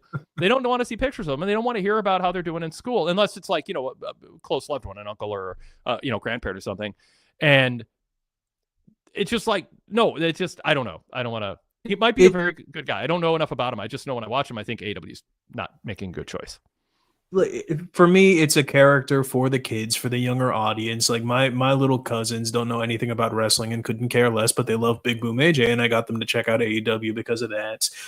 His credentials are legitimate. He's worked on the indie scene, and in limited doses, I think that it's an asset to the company. Keyword there is limited doses. I think he got one weigh-in segment on Rampage against QT Marshall. That's really all that I need, but that's all I got. Yeah. Dougie Doug says the best part of being a PWTorch VIP member is hearing every host enthusiastically bury AJ and Big Justice. Standard Deviation said thankfully AJ's response at the scrum was, "Does anyone want to see more of me?" So at least there's a self-awareness there. You get points for that. All right. Let's go to JB from Detroit. This will probably wrap things up. I love this new Kenny Omega who only wants to face the best of the best. The latest Kenny run is the Kenny that we've been asking for his entire AEW run. Side note, I like the Omega Shibata Paz crossing moment. The foreshadowing helps us believe Shibata could win the tourney to face Kenny at Dynasty. I am fine with that being just a red herring of sorts. You want to create a sense that multiple people can win, and that does. I also don't want, as a rule, every tournament who's going to win based on who crosses paths with somebody a week before the final. You don't want to just have it be like, yeah, we know everyone else isn't going to win because that's the only. It's like the Royal Rumble that LA Knight was talking about winning the Rumble. It's like, sorry, LA Knight fans, LA Knight's not winning the Rumble. We also thought that about Jey. Yeah, we also thought that about Jey Uso, not quite to the degree of LA Knight. I don't think, but then he won. So you want to go through like the steps of creating plausibility by giving effort on television and sort of a meta way of going, oh, they invested in that must mean it might happen, but don't do it just with one. But now they have made Shibata feel like a viable person to face him in the finals because they did that. Whether it happens or not, it's good to do. Now, do it with others too. Although, unfortunately, the tournament isn't deep enough with anyone many believable people who can win. Speedball, I guess, did a good job throwing his name in there. I mean, really quickly though, I do want your predictions for the matches on Collision. So we've talked about Ricochet versus Shibata. What are your thoughts on Briscoe versus Davis? Do you think either of them stand as plausible contenders right now to make it to the? I think it would depend. Advancing tonight, Orange Cassidy and OC and Speedball advance to the 4-way finals. So therefore, Mark Davis wins. Interesting. Okay. Because I think Briscoe and Davis are very equal right now, and I think they're in the same zone. So it's just about heel babyface balance in the 4-way.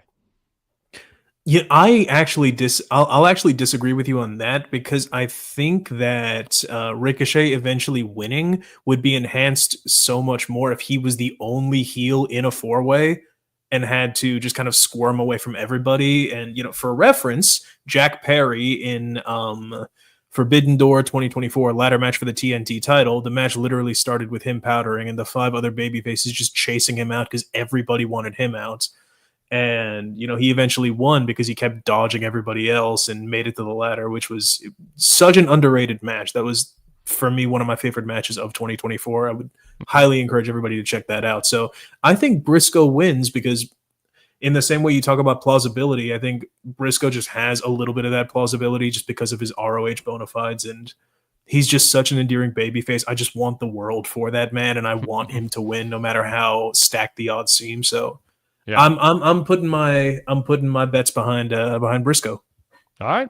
Well, we'll see what happens. I mean, you laid out a scenario that seems plausible. Number 2 from JB. My early hot take prediction after seeing the brackets for the international title tourney is Ricochet will win to face Kenny at Dynasty. That's not a hot take. That's a conventional take. I'm not saying it is novel of me to say Ricochet is far and away the obvious pick, but it doesn't mean it's 100%.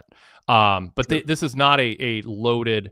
Anybody else who wins will be a vast underdog against Kenny, and Ricochet is an underdog against Kenny. But anyone else who wins, it'll feel like a novelty match with a foregone conclusion, because there's no way Shibata's going to win. There's no way Mike. I mean, no one's going to buy it. Now maybe they'll pull a Jey Uso on us and surprise us, but and that's fine if they do.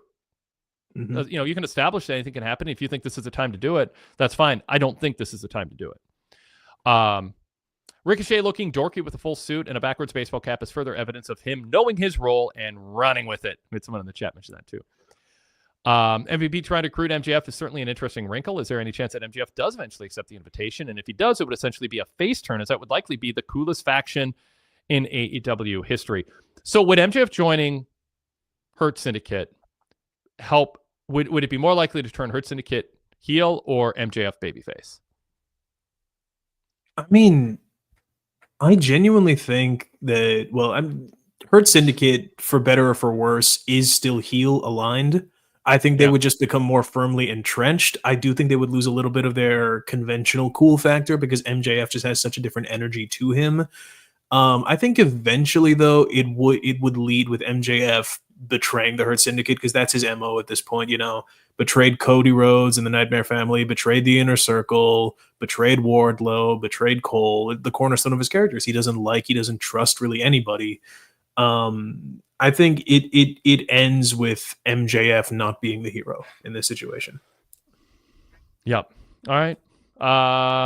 Max Caster trying to rhyme alive and Excalibur pointing it out was hilarious. What do you think of Max Caster's best wrestler? Is best wrestler on the planet? What is his? I don't want to. It's the best wrestler alive. Come on, know the trade. Alive. Yeah. Oh, of course, because of the live, live and alive. Yeah. What do you think? I think it's fun and he's good at it. I was hoping for more from him, but maybe that ship has sailed or it wasn't going to happen. Maybe I was wrong that there was something higher up on the card for him. But he's good in this role. I don't know if he can ever recover from it. This feels like something that sort of plays itself out and then you get cut. And it's going to be entertaining along the way. I don't think this is building up to some, career renaissance, a boost for him, but it's fun. So go ahead.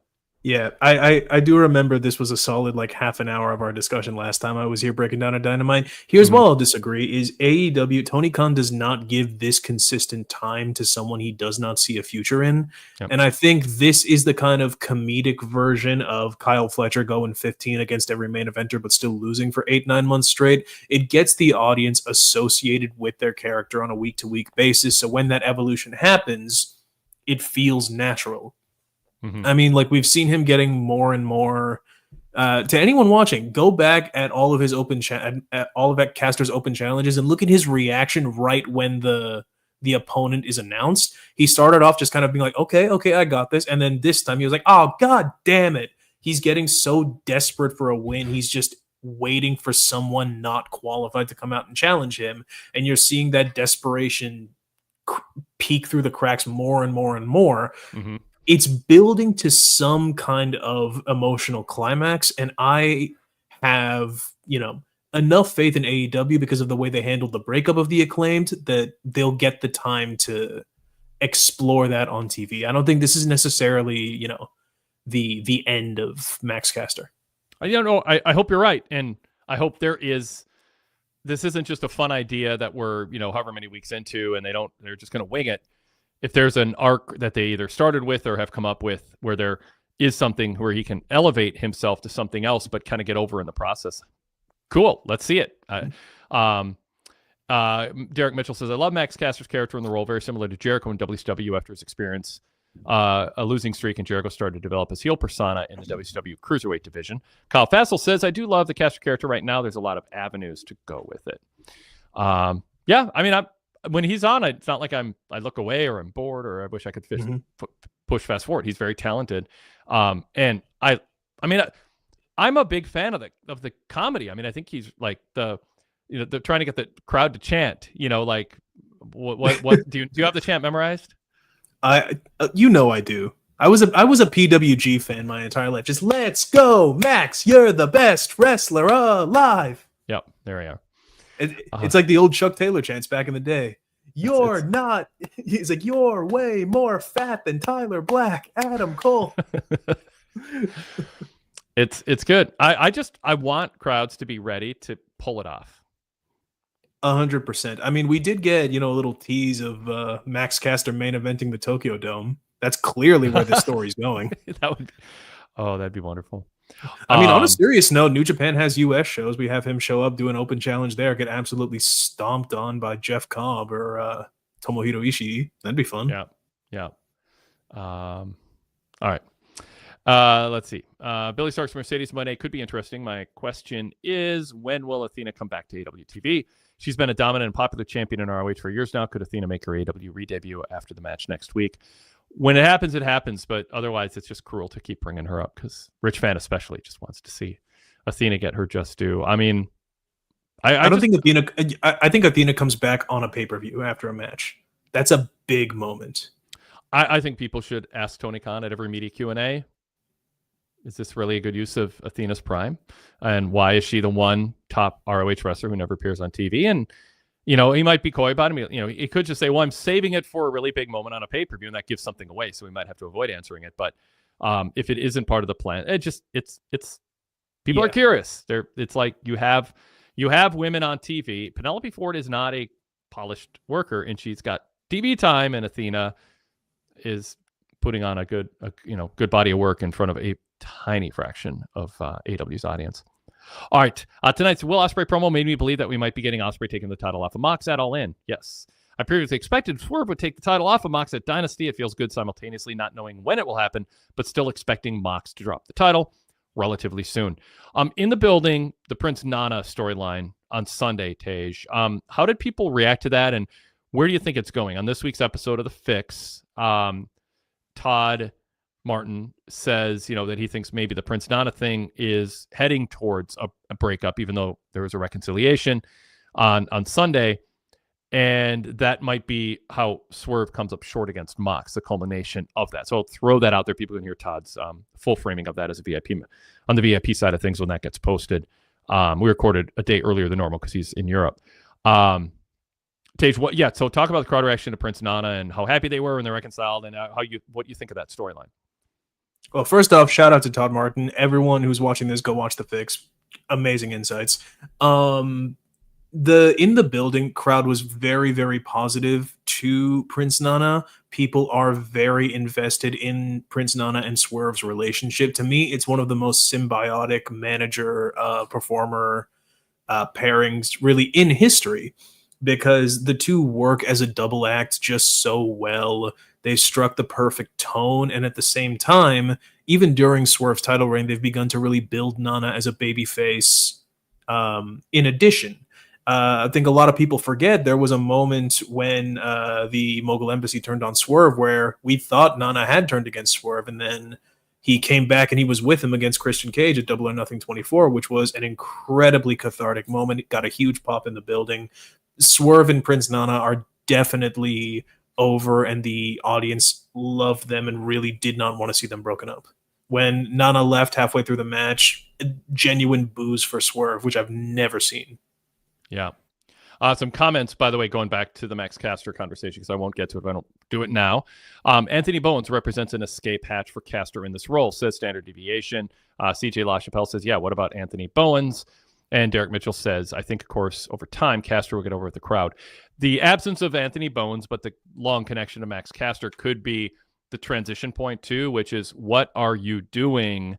And Bowens is maybe answers a challenge, too, and that's where Caster loses, and then Bowens shakes him out of this rut, or Caster wins because he gets serious. I mean, I don't know. There's multiple avenues they can go. I don't know if escape hatch is quite the right word, but the turning point for this to become something more than it is. This is where my vocabulary is letting me down, because I was thinking like a pivot point.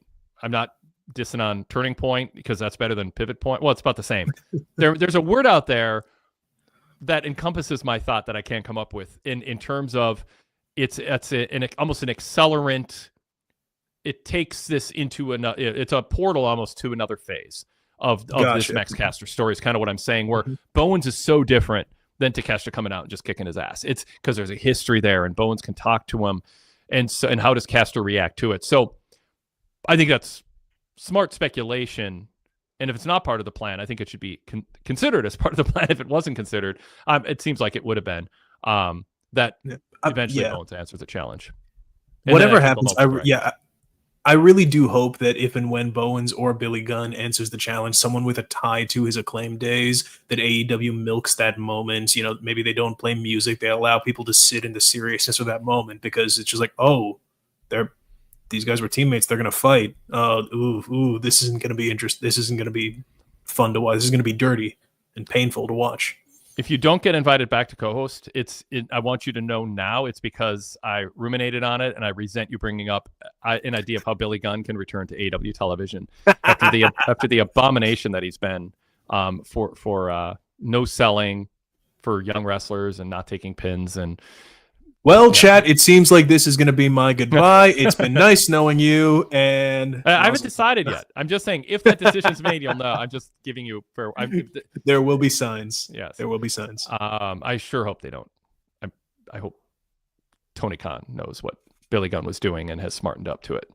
All right, Switchblade's promo tonight definitely had a heelish feel. I'm looking forward to Switchblade Cope feud. I expect White to go full heel during the Copeland Mox Street fight next week. Hopefully, Copeland puts White over during the feud, does the job for him, loses to him. Yeah, I'd like to see Jay White get elevated, and I think Jay White, because of the balance right now, would be better off as a heel, and I think he should be very, very defined as that, and this is an opportunity to do it, and I think we saw hints of it tonight, Tej. I completely agree, and if they're not going to turn Copeland heel alongside Christian, then it feels like the closest way to a Cope-Christian tag team, which we all kind of know is the eventual end game for those two in AEW, would be, Cope getting his first big loss, preferably against White, kind of being left with nothing, losing his title shot, Christian being kicked out by the patriarchy, not really having anything, and these two kind of older men kind of returning to each other because it's really all they have left. I think that's the cleanest way we get to that relationship. And then they can flesh it out for all it's worth. But, I think now is the time for Jay White to really get that big, emphatic win and lean into the history of his character, saying like, hey, I fought by your side. I bled for you, Cope, and you dropped the ball. So no more chances. My turn. I think we're headed towards Christian and Kip Sabian against Copeland and Nick Wayne. And Jay White turns heel on Copeland, but moves on pretty quickly to other things. That's my. You think they're going to turn Nick Wayne that soon, though? You think they're going to turn him that soon? I do, but I hope your argument, or I hope your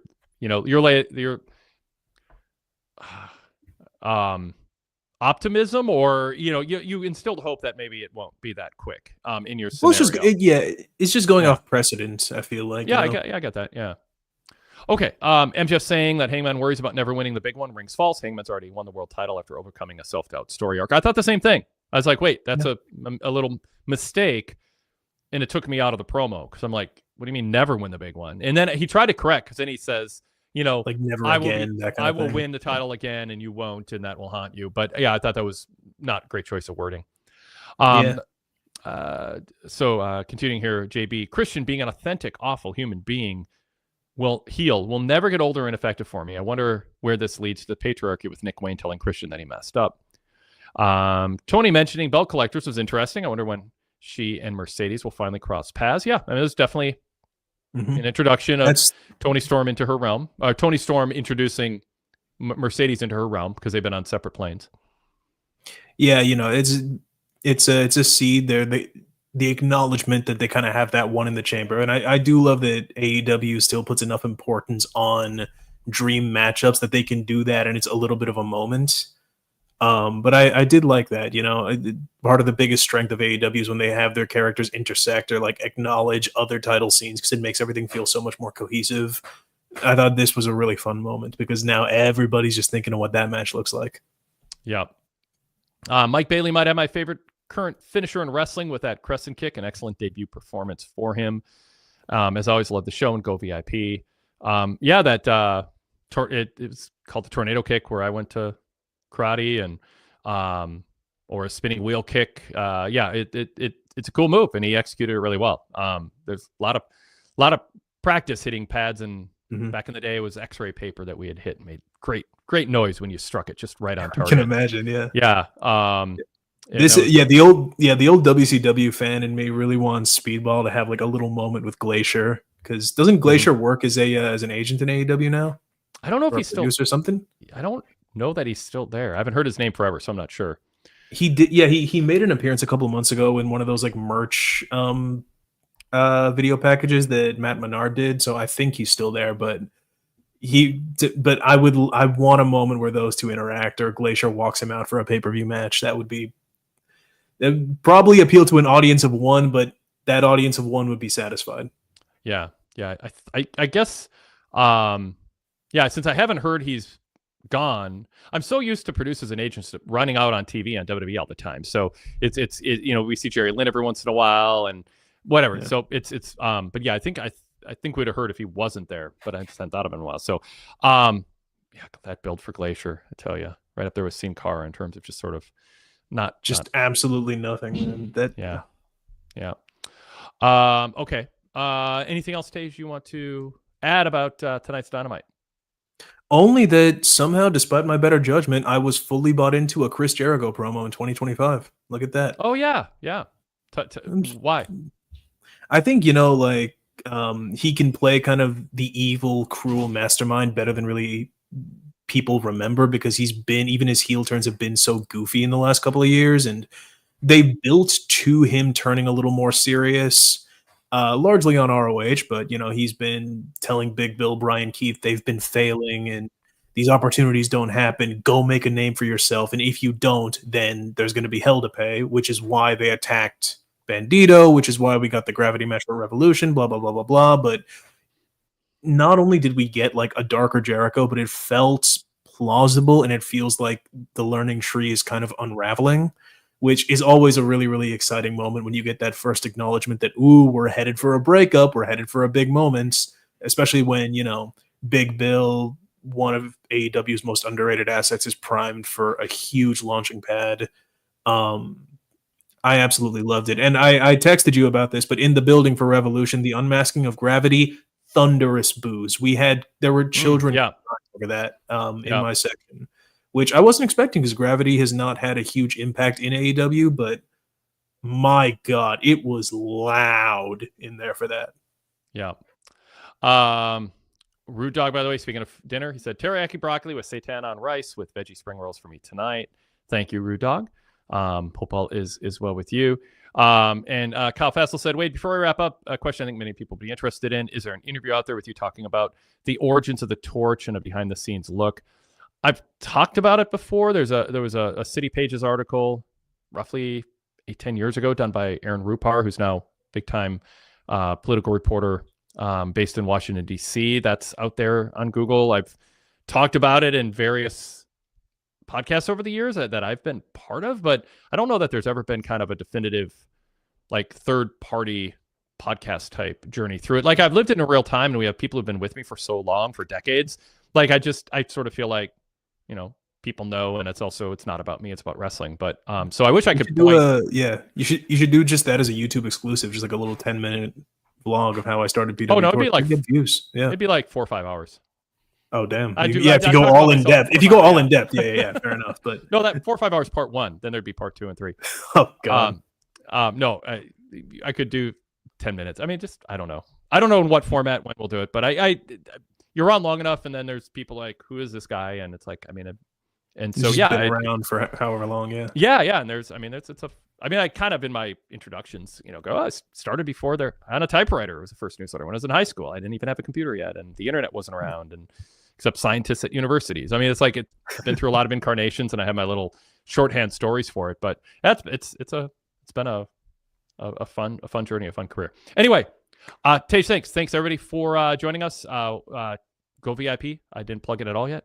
PWTorch.com/go VIP for full VIP membership. Otherwise, you can get a 7-day free trial. Search PWTorch in Patreon or in Spotify.